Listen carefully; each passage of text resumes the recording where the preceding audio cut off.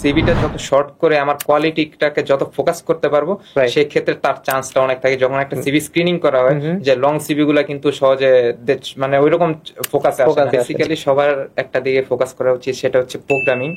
এই যে ছোট ছোট কম্পিটিশন থেকে যে বড় কম্পিটিশন ইন্সপিরেশনটা, সেটা আসলে কিভাবে আসে বা আইডিয়া গুলা কিরকম ভাবে হেল্প করে? যে একটা টিমকে আমরা যদি পরিপূর্ণভাবে সাজাইতে পারি, সেক্ষেত্রে একটা টিম কিন্তু পারে অ্যাওয়ার্ড জিততে।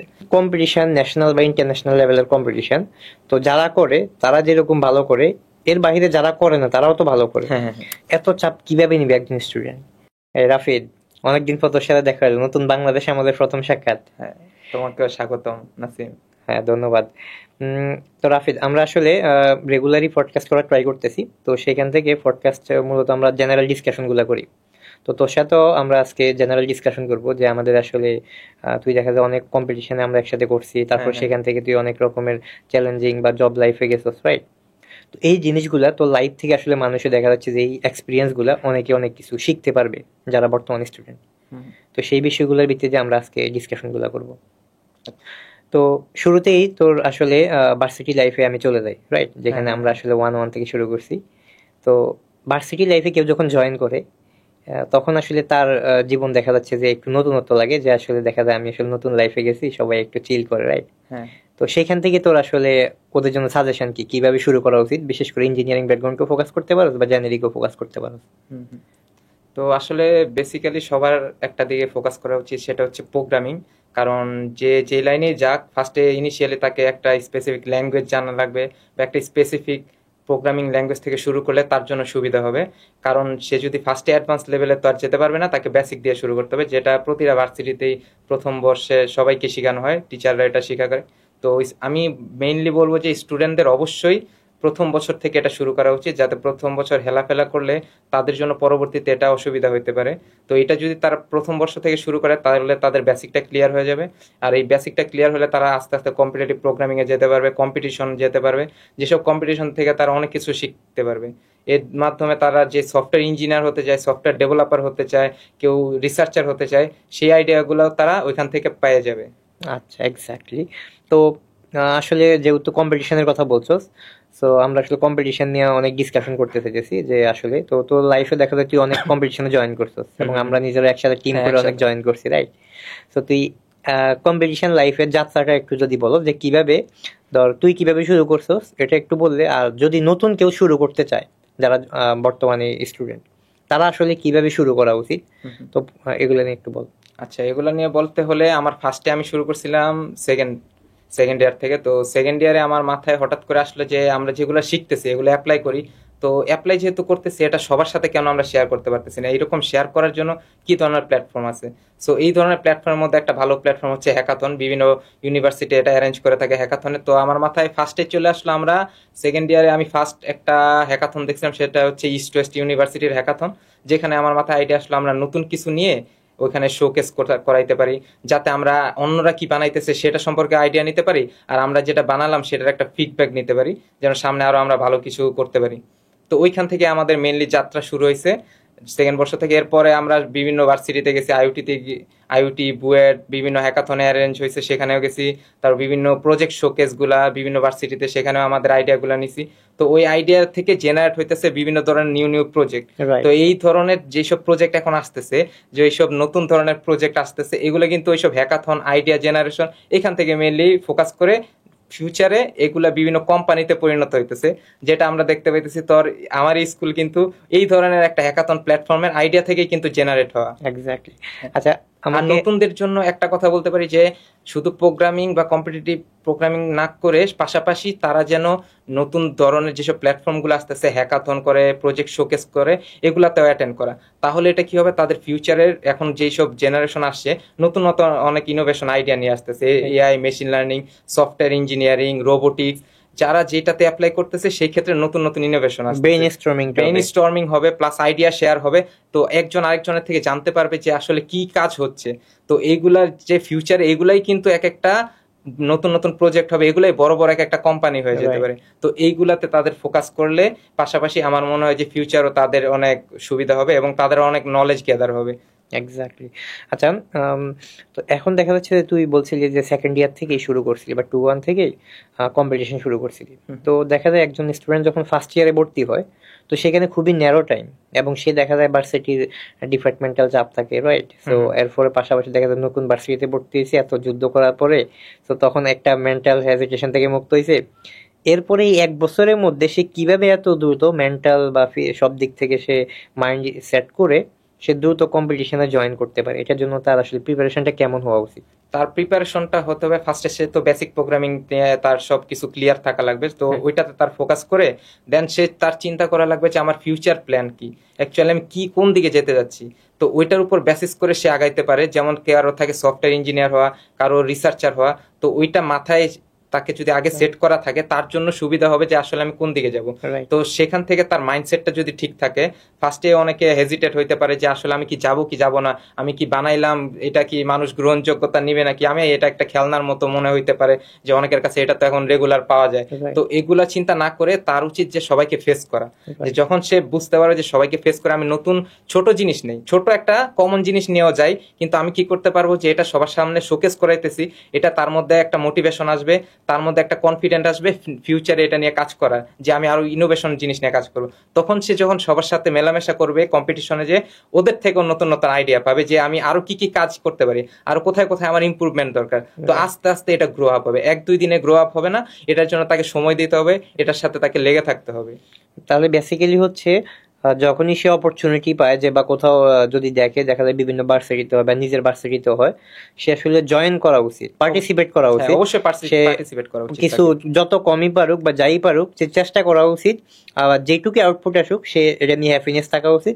তাহলে হচ্ছে সে লার্ন করতে পারবে, যে আসলে বুঝবে ইকোসিস্টেমটা কিভাবে কাজ করে, পরবর্তীতে সে ওইভাবে প্রিপারেশন নিতে পারবে, কোডিং বা সব দিকে সে মাইন্ডসেট গুলা ঠিক করে যাইতে পারবে, রাইট? হ্যাঁ, রাইট। আচ্ছা, আর আরেকটা বিষয় হচ্ছে যেটা একটু আগে বলছিলি যে সে আগে মাইন্ড সেট করা, সে কি হবে ফিউচার, রাইট?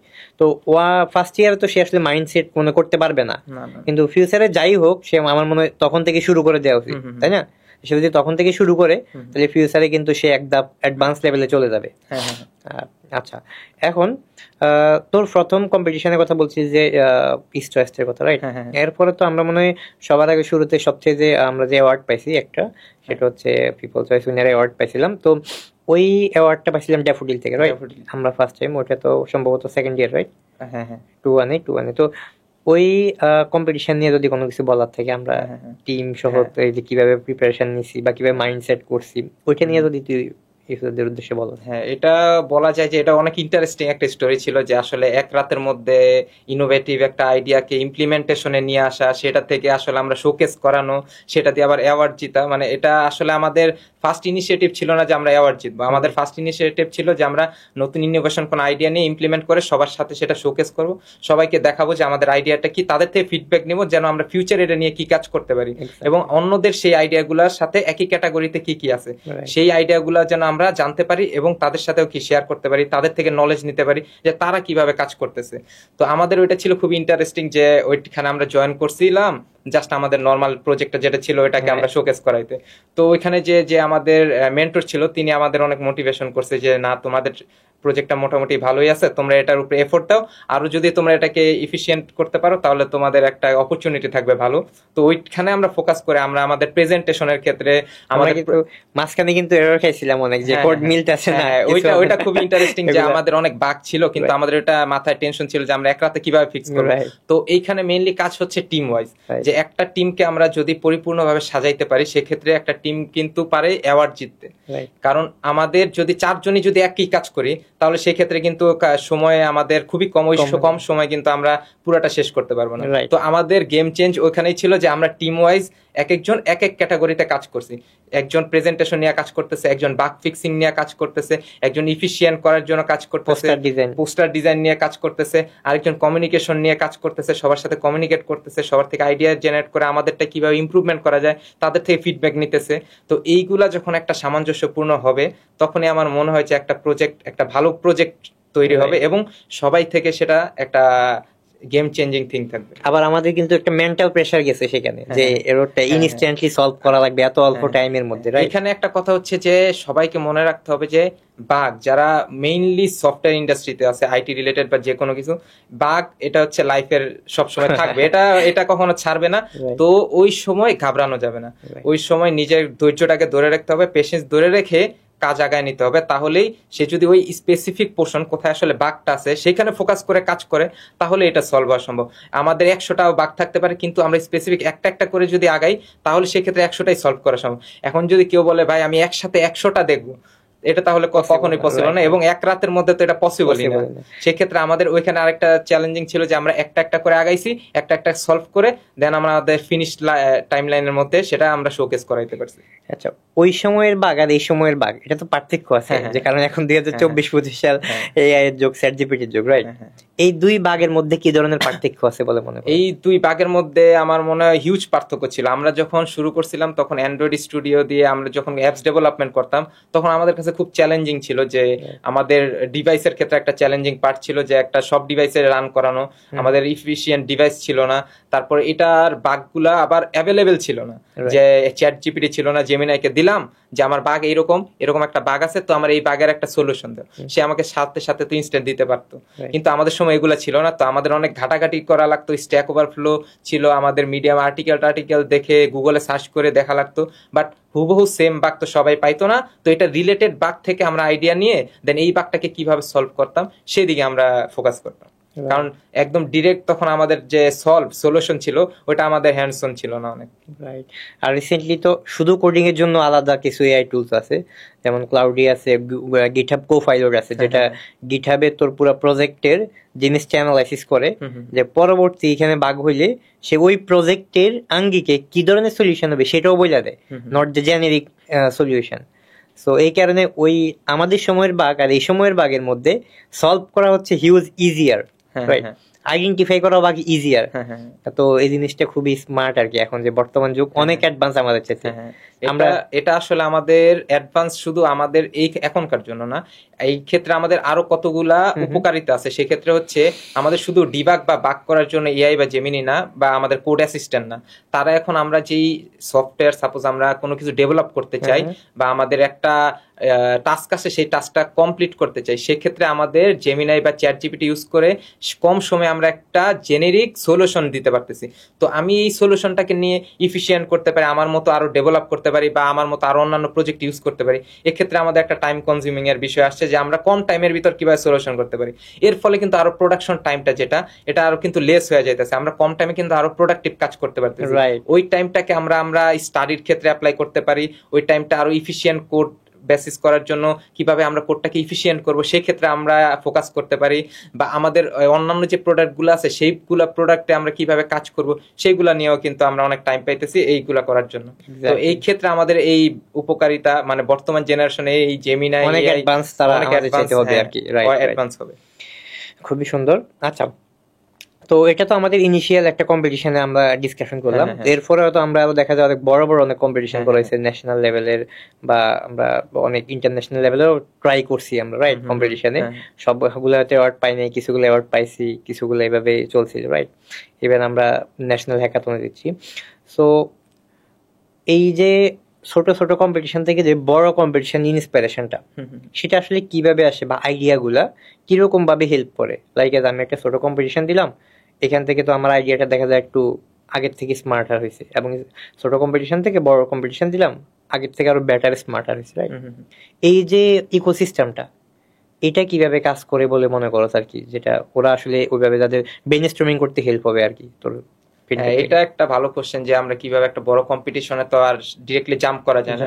তো যারা ছোট ছোট কম্পিটিশন থেকে আসলে এগুলা করে আসতেছে তাদের একটা মোটিভেশন থাকে যে না আমি একটা জিনিস নিয়ে কাজ করতেছি, এটাকে আরো কিভাবে ডেভেলপ করা, মানে এটার একটা ফিউচার প্ল্যান কি হতে পারে, যে আমি একটা প্রজেক্ট করে তো ফালায় রাখলাম এটা হলো না, মানে এই প্রজেক্টের ফিউচার প্ল্যান কি হতে পারে, এই প্রজেক্ট নিয়ে আমি সামনে কিভাবে আগাবো, এই প্রজেক্টটা আমার লাইফে কিভাবে একটা চেঞ্জ করতে পারে, বা আমার লাইফে এটা কিভাবে অ্যাপ্লাই করব।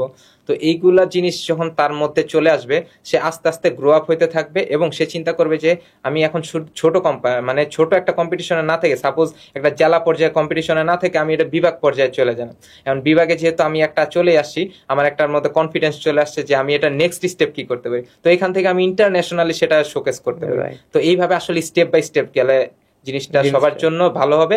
কারণ আমি যদি ডিরেক্টলি এখন জাম্প করি গ্লোবালি, তো ওর মধ্যে একটা ডিমোটিভেশন কাজ করতে পারে যে হঠাৎ করে আমি একটা বড় প্ল্যাটফর্মে চলে আসছি, এখন সবার সাথে আমার সামঞ্জস্যপূর্ণ হচ্ছে না, কারণ আমি এখনো রুট লেভেলে আছি। এখন বেসিক লেভেল থেকে যদি আমি ডিরেক্ট অ্যাডভান্স লেভেলে চলে যাই, মানে বেসিকটাকে না জেনে অ্যাডভান্সে চলে যাই, সেক্ষেত্রে আমার প্রবলেম হবে। তো বেসিক কম্পিটিশন বলতে এখানে বুঝাইতেছি আমরা রুট লেভেল যে নর্মাল কম্পিটিশন গুলা, যেমন ভার্সিটিতে ইন্টারভার্সিটি গুলা, তারপরে ভার্সিটির মধ্যে যেগুলো হচ্ছে ন্যাশনাল গুলা, দেন আমরা ইন্টারন্যাশনালি সেটাকে আগায় নিতে পারে তারা, এবং তাদের মধ্যে একটা ভালো কনফিডেন্স আসবে যে তারা ফিউচারে ক্যারিয়ারে এই প্রজেক্ট নিয়ে কিভাবে আগাবে।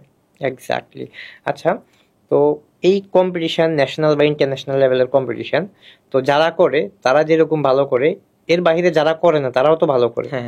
কিন্তু যারা করে তারা আসলে কি কি বিষয়ে বা কি কি সেন্স অফ, মানে কি কি সেন্সের দিক থেকে তুমি মনে করো যে অন্যদের চাইতে জব লাইফেও বা অন্যান্য লাইফে এগিয়ে থাকে, অথবা তারা যদি ফিউচারে কোনো জিনিস প্রোডাক্ট আকারে বানাইতে চায় বা কোনো বিজনেস তৈরি করতে চায়, ইকোসিস্টেম অনেকের থাকে না, যে এন্টারপ্রেনারশিপ মাইন্ডশিপ, যেটা বর্তমানে ট্রেন্ডিংও বলা যায়, তাই না? এই মাইন্ডসেট গুলা গড়ে উঠতে কিভাবে হেল্প করে মনে করো? হ্যাঁ, আসলেই যেগুলা পয়েন্ট গুলা তুই বলছো সবগুলা কিন্তু আসলে এইসব কম্পিটিশন থেকে আসে। এখন আমি কোনো কম্পিটিশনে জয়েন করলাম না, আমি শুধু প্রোগ্রামিং করে গেলাম, ভার্সিটিতে পড়ালেখা করে বের হয়ে গেলাম। তো এখন আমার স্পেসিফিক একটা গোল তো আছে, ওই গোলে তো আমার যেতে হবে। তো এই কম্পিটিশন গুলায় যখন সে জয়েন করবে, সে সবার সাথে থাকবে, টিম ওয়াইজ কাজ করবে, একটা আইডিয়া নিবে, সবার সাথে আলোচনা করবে, ফিডব্যাক নিবে। এইগুলা যখন সে পজিটিভলি জিনিসগুলা নিবে, তার ক্যারিয়ার গ্রোথে সে তত বেশি এইগুলার উপকারিতা ভোগ করতে পারে। সাপোজ এখন আমি এই কম্পিটিশন গুলা করে আমি ইনিশিয়ালি একটা জব নিলাম, তো আমি যে কম্পিটিশন গুলা করছি তার থেকে পজিটিভ ফিডব্যাক নিছি, আমার যে একটা এক্সপিরিয়েন্স হয়েছে, সেই এক্সপিরিয়েন্স কিন্তু জব লাইফে কিন্তু অনেক কাজে লাগে।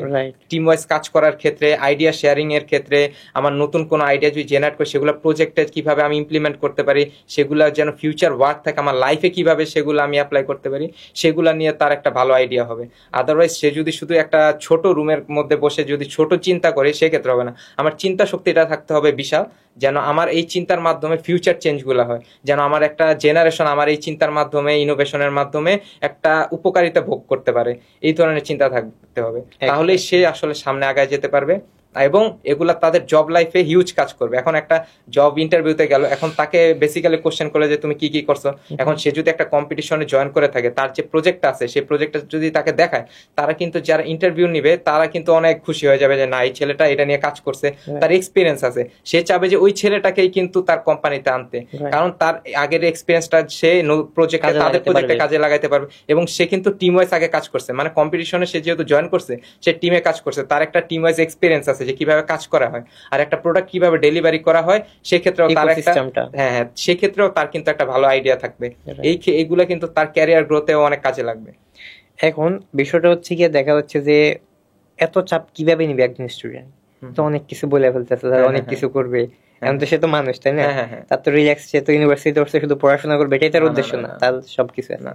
তো এই বিষয়গুলো সে কিভাবে হ্যান্ডেল করবে, ভার্সিটির পড়াশোনা বা তার আরো পার্সোনাল লাইফ সব মিলে সে কিভাবে এই জিনিসগুলো, ইকোসিস্টেমটা হ্যান্ডেল করবে? এই সিস্টেমটা হ্যান্ডেল করার জন্য ফার্স্টলি তার মোটিভেটেড থাকতে হবে, যে কোনো ধরনের প্রবলেম আসুক বা যে কোনো কিছুই হোক, ইস্যু, লাইফের ইস্যু হতে পারে, ভার্সিটির ইস্যু হতে পারে, পড়ালেখার ক্ষেত্রে হতে পারে, মানে যে কোনো ধরনের প্রবলেম আসলে সে সেগুলো ফেস করার ক্ষমতা তার থাকতে হবে অবশ্যই।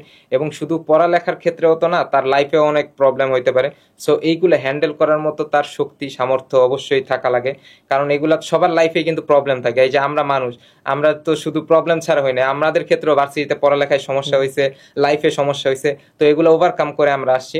তো এই মাইন্ডসেটটা সবসময় থাকা লাগবে যে আমার যাই হোক, আমি পজিটিভলি জিনিসটা নিব, যে কোনো কিছু পজিটিভলি নিয়ে আমি সামনে আগায় যাব। এখন আমার পিছনে একটা অ্যাক্সিডেন্ট হয়ে গেল, এই অ্যাক্সিডেন্ট নিয়ে তো আমার পড়ে থাকালে আমার কোনো লাভ নাই, আমার ফিউচার চিন্তা করে সামনে আগাইতে হবে এবং নিজেকে অলওয়েজ মোটিভেটেড রাখতে হবে পজিটিভলি, যে না আমি সামনে আগায় যেতে পারবো। সেক্ষেত্রে এগুলা তার অনেক হেল্প হবে। এবং পড়ালেখার পাশাপাশি সে ফোকাস রাখতে হবে যে স্পেসিফিক টাইম, ওই যে টাইম একটা বিষয়, যে আমি এই টাইমের মধ্যে পড়ালেখাটা শেষ করবো, এই টাইমে আমি আমার এই প্রজেক্টের কাজটা করব, এই টাইমে আমি ভার্সিটির এইখানে কাজে লাগবো বা কোনো কালচারাল ক্লাবে বা কোনো ক্লাবে আমি কাজ করতেছি, সেই ক্ষেত্রে আমি এই টাইমটা রাখলাম, এবং কিছু কিছু টাইম রাখলাম আমার ফ্যামিলি টাইম। এই টাইমগুলো সে টাইম ম্যানেজমেন্টটাও সঠিকভাবে যদি করতে পারে তাহলে সে কিন্তু আরো মেইনলি সাকসেসফুল হয়ে যাবে। এমনটাও না, আমরা কিন্তু শুরু থেকে টাইম ম্যানেজমেন্ট নিয়ে এগুলো কিন্তু আমাদের ওই রকম কাজে ছিল না। পরে যখন আমরা আস্তে আস্তে জিনিসগুলো আসলে বুঝতে পারছি যে এই টাইম ম্যানেজমেন্টটা আমরা যদি সঠিকভাবে করতে পারতাম আগে, তাহলে আমাদের অনেক প্রবলেম হয়তো না, এবং অনেক প্রবলেম থেকে আমরা অতি তাড়াতাড়ি বের হয়ে আসতে পারতাম। এক্স্যাক্টলি। ঠিক আছে, তাহলে কম্পিটিশনগুলোর মানে ইউজার ফ্রেন্ডলি থেকে যে আসলে কিভাবে সে হ্যান্ডেল করবে বা কিভাবে তার ফিউচারে কাজে লাগবে এই বিষয়টা আমরা এখানে ডিসকাশন করলাম। আচ্ছা, এখন আমরা এই বিষয়টা থেকে আরেকটু অ্যাডভান্স লেভেলে যাই। যে ধরে নিলাম এখন কম্পিটিশনের পরে দেখা গেছে যে যেই বিষয়গুলো সে লার্ন করা লাগে, রাইট, অনেক বিষয়গুলো দেখা যাচ্ছে সে আসলে অলরেডি জানে না। লাইক ভার্সিটিতে আমাদের কিন্তু ক্লাউড শেখায় না, বা ভার্সিটিতে আমাদের অনেক কিছু শিখাচ্ছে না, কিন্তু দেখা যাচ্ছে যে আমার কম্পিটিশনের বিষয়টা লাগবে, রাইট, বা ভার্সিটি তোরে কিন্তু একটা ওয়েবসাইট হোস্ট করবে কিভাবে এটা শিখে না, কারণ তুই লোকাল পিসিতে দেখাইলে হচ্ছে, তাই না? তো এরকম কিছু অ্যাডভান্স জিনিস শিখানো লাগতেছে। সো এই বিষয়গুলো যখন সে বিগিনার লেভেলে সে জানে না, তাহলে সে এই বিষয়গুলো শেখার জন্য কিভাবে কি করতে পারে যাতে সেগুলো ওভারকাম করতে পারে। কম্পিটিশনে গেলেই তো হবে না, একটা প্রস্তুতি লাগবে। ওই প্রস্তুতির জন্য কি করা উচিত? এখন ওর প্রস্তুতির জন্য ওর বেসিক যে জিনিসগুলো লাগবে তাকে আগে সেগুলা সিলেক্টিভলি তাকে আইডেন্টিফাই করা লাগবে যে আমার কি কি লাগতেছে একটা প্রজেক্ট। সাপোজ তার একটা প্রোগ্রামিং ল্যাঙ্গুয়েজ সিলেক্ট করা লাগলো, সে সিলেক্ট করলো আমি এই প্রজেক্টটা করবো পাইথন দিয়ে। এখন সে তার নেক্সট ইয়ার হতে পারে যে আমি আসলে এখানে ডেটাবেসটা কি ইউজ করবো, ক্লাউডের ডেটাবেস ইউজ করবো নাকি আমি নর্মাল সিকিউর ডেটাবেস গুলো ইউজ করবো, সেগুলো সিলেক্ট করতে থাকলো।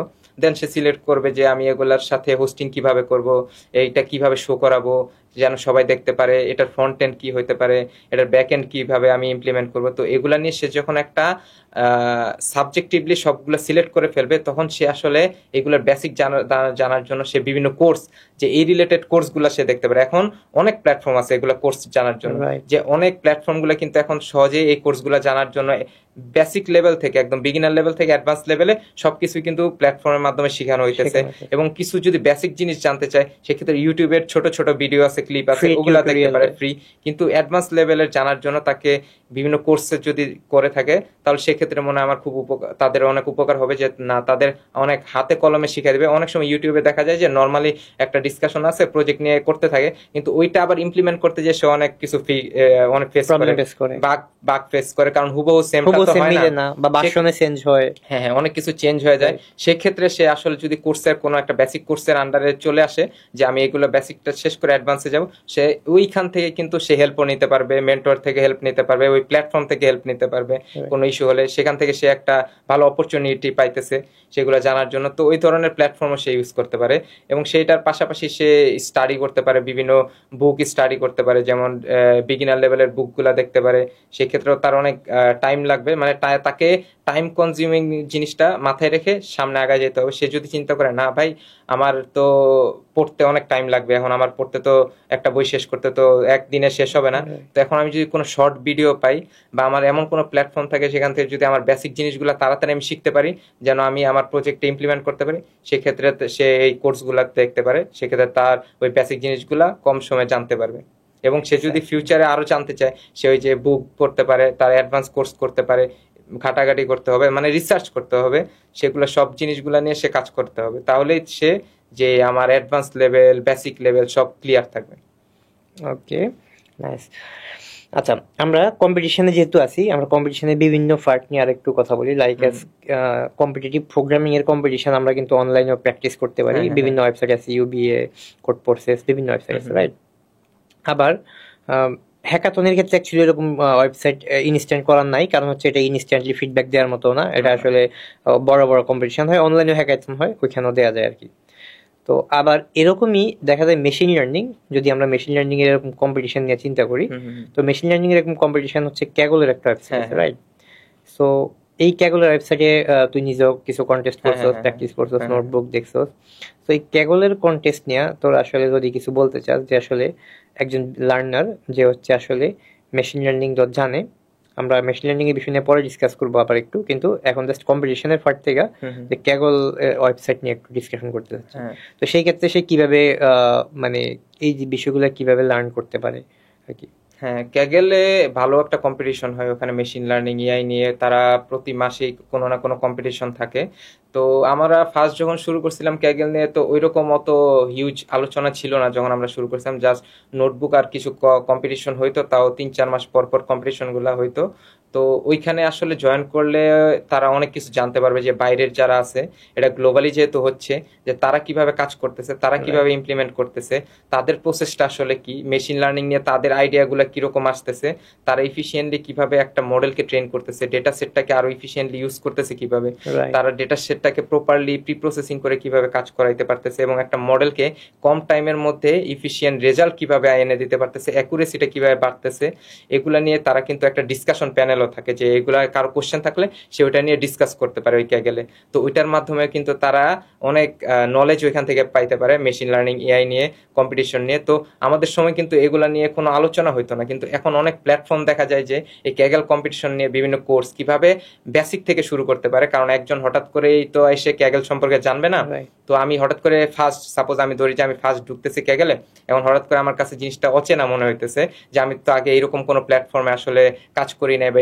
কম্পিটিশন করি নাই। তো তাদের জন্য আসলে তারা এটা নিয়ে একটু নলেজ গ্যাদার করতে পারে, এবং এই নলেজ গ্যাদার নিয়ে বিভিন্ন সাইট দেখতে পারে, বিভিন্ন প্ল্যাটফর্ম আছে, তারা বিভিন্ন এখন ভিডিও বানাচ্ছে যে ক্যাকেলের কম্পিটিশন থেকে কিভাবে আমার হাতে খড়ি হতে পারে, ক্যাকেলের কম্পিটিশন আমি কিভাবে স্টার্ট করতে পারি, একটা ওই ক্যাকেলের কম্পিটিশনের মাধ্যমে আমি কিভাবে আমার প্রজেক্টটাকে আরো ইফিশিয়েন্টলি হ্যান্ডেল করতে পারি, এবং একটা ডিসকাশনে কিভাবে আমি, একটা ক্যাগেল ডিসকাশন হচ্ছে দুইজনের মধ্যে, এখন আমি কিভাবে এখানে ইন্টারাপ্ট করে আমার ডিসকাশনটা আমি শেয়ার করতে পারি।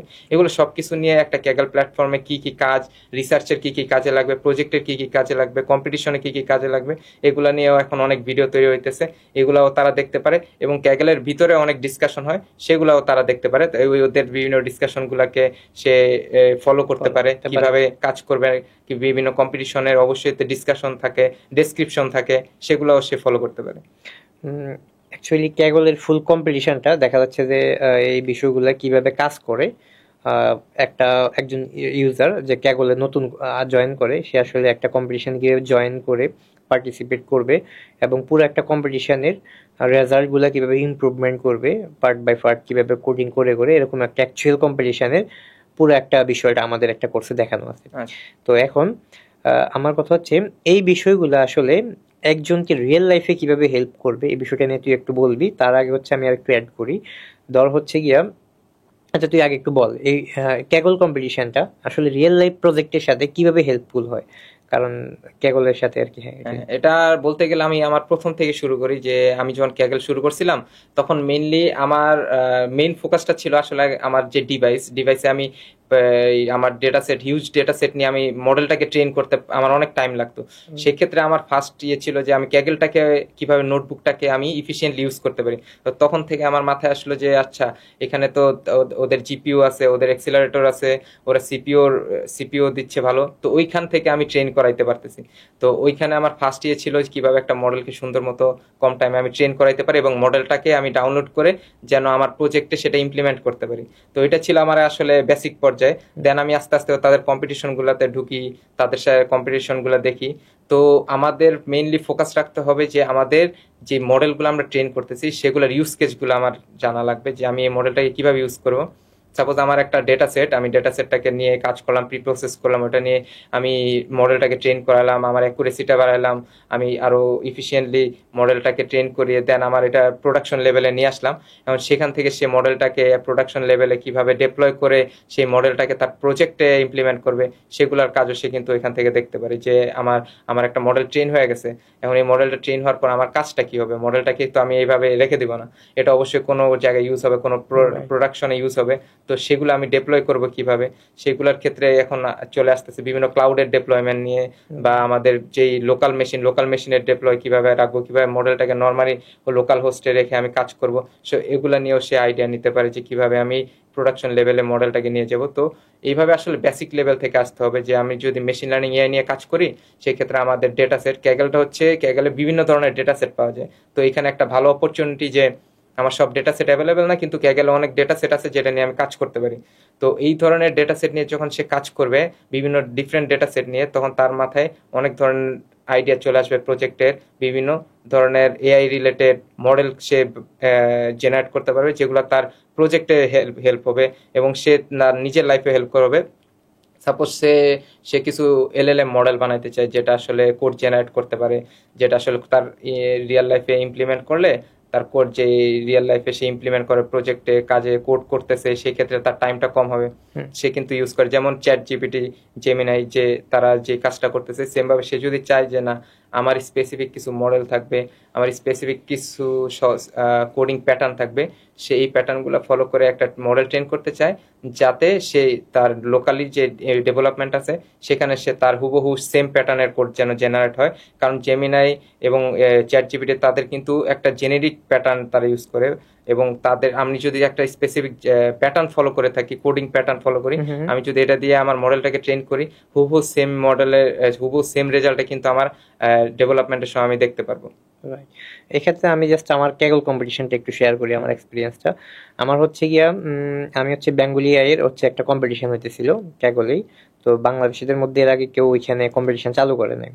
তো সেটা ছিল বাংলা হ্যান্ড রিটেন ডিটেকশনের উপর আর কি। তো হ্যান্ড রিটেন যে ডিটেকশন ছিল সেখানে হচ্ছে ওরা বেশ পরিমাণ ডেটা দিছিল, অনেক বড় ডেটা সেট দিছিল। তো যে ডেটা সেটটা আসলে আমার পক্ষে কালেক্ট করাও তখন সম্ভব ছিল না। তো দেখা যায় অনেক সুন্দর একটা ভালো ডেটা সেট পাইলাম। তো সেখান থেকে ডেটাগুলো প্রি প্রসেস করে যে জিনিসগুলো কিভাবে করতে হয়, তখন আমার এগুলো নলেজ তেমন ছিল না। তো আমার যেটা হয়েছে, ওদের নোটবুক ছিল আবার কিছু, নোটবুক থেকে আমি তখন আবার লার্ন করছি যে কিভাবে কি অ্যাপ্লাই করতে হয়।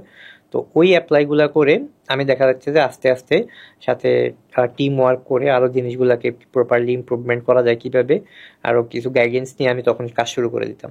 তো এই জিনিসগুলা রেগুলার যখন অ্যাপ্লাই করতে থাকলাম, তখন হচ্ছে মডেলে আমার দেখা যায় প্রথম দিকে যখন জয়েন করছি কম্পিটিশনে, আমার 100 নাম্বার বা এরকমের বেশি নাম্বারের র্যাঙ্কিং চলে গেছে এবং পারফরমেন্স খুবই লো আর কি। তো জিনিসগুলো রেগুলার যখন চেক করতে থাকলাম, বা তখনও দেখলাম যে কারো কারো পারফরমেন্স অ্যাকুরেসি হচ্ছে 95, 96 এরকম। আনঅফিসিয়াল রেজাল্ট তখন, মানে অফিসিয়াল রেজাল্ট তো পরে তারা ফাইনালি সব সাবমিট শেষে ডেডলাইন শেষে দিবে, আনঅফিসিয়াল রেজাল্ট আর কি। তো ওই রেজাল্টগুলো দেখে আমরা তখন হচ্ছে নিজেরাও তখন সাবমিট করতে থাকলাম কাজগুলো। তো সেইখান থেকে দেখলাম যে আস্তে আস্তে গ্রাজুয়ালি ইমপ্রুভমেন্ট করে করে আমরা মোটামুটি দেখা যায় অফিসিয়ালি 26 বা এরকম একটা র্যাঙ্কিংয়ে গিয়েছিলাম আর কি ওই কম্পিটিশনে।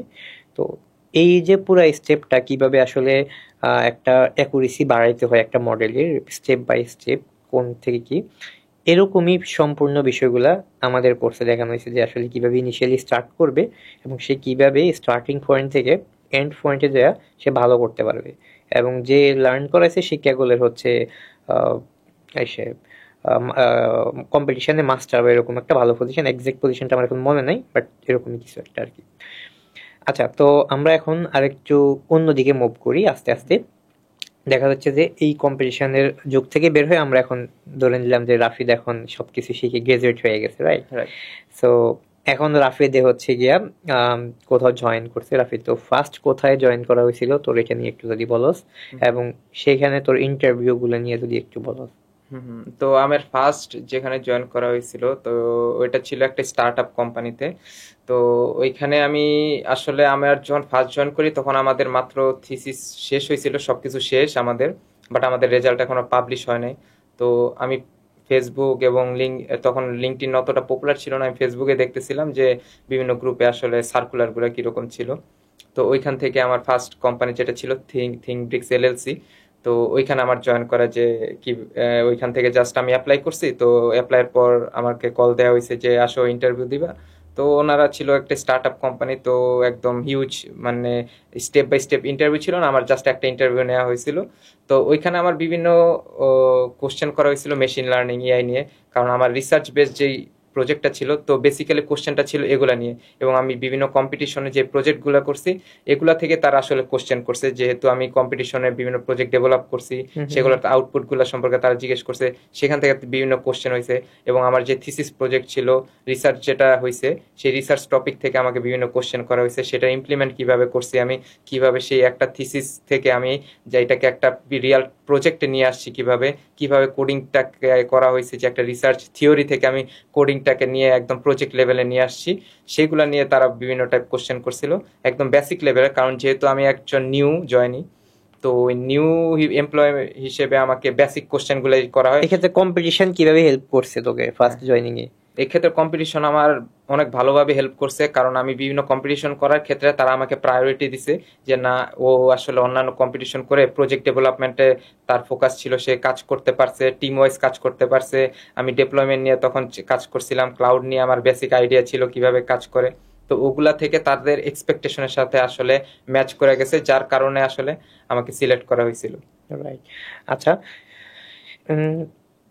এক্ষেত্রেও দেখা যাচ্ছে তুই তখন দেখা যায় যে যখন ফার্স্ট জয়নিং তুই তখন অনেক কিছু জানতি না, দেখা যায় অনেক কিছু একটা বা দুইটা ল্যাঙ্গুয়েজ হয়তো প্রজেক্ট করছস, কিন্তু দেখা যায় সি শার্প বইগুলোতে অত বড় প্রজেক্ট করা হয় না, যে ভার্সিটিতে হয়তো কিছু প্রজেক্ট যেগুলো লাগবে না, রাইট? তো এই ভার্সিটিতে দেখা যায় আমরা অনেকগুলো ল্যাঙ্গুয়েজ শেখানো হয়, তাই না? তো এই ল্যাঙ্গুয়েজগুলো আসলে কতগুলো আসলে পরবর্তীতে আমরা আসলে প্র্যাকটিক্যালি অ্যাপ্লাই করি, আর ভার্সিটিতে থাকাকালীন এই হার্ডওয়্যার বা সফটওয়্যার অনেক কিছু আমরা করি, রাইট? সো প্রত্যেকটা সেগমেন্ট নিয়ে যদি তুই একটু আলাদা করে বলো যে হার্ডওয়্যার আসলে যদি ওইখানে যখন শিখানো হয়, এটা তো এখন তুই আর অ্যাপ্লাই করতেছিস না, কিন্তু এটা কি তোর এখন কোনো কাজে লাগতেছে কিনা, বা হার্ডওয়্যার সেগমেন্ট আর সফটওয়্যার সেগমেন্টের এখানে যদি কিছু বলো। আসলে ভার্সিটিতে যে জিনিসটা শেখানো হয় সেগুলো হচ্ছে বেসিক সফটওয়্যার বা হার্ডওয়্যার যেটাই বলো, সেগুলোর বেসিক জিনিসটা শেখানো হয়। এবং আমরা যখন ছিলাম তখন কিন্তু ক্লাউড অত পপুলার ছিল না, তো আমাদের ভার্সিটিতে ক্লাউড নিয়ে কোনো আলোচনা হইতো না। তো আমি যখন ফার্স্ট জয়েন করছি আমার যে কোম্পানিতে, সেখানে আমাদের ক্লাউড হিসেবে এডাব্লিউএস ইউজ করা হইতো।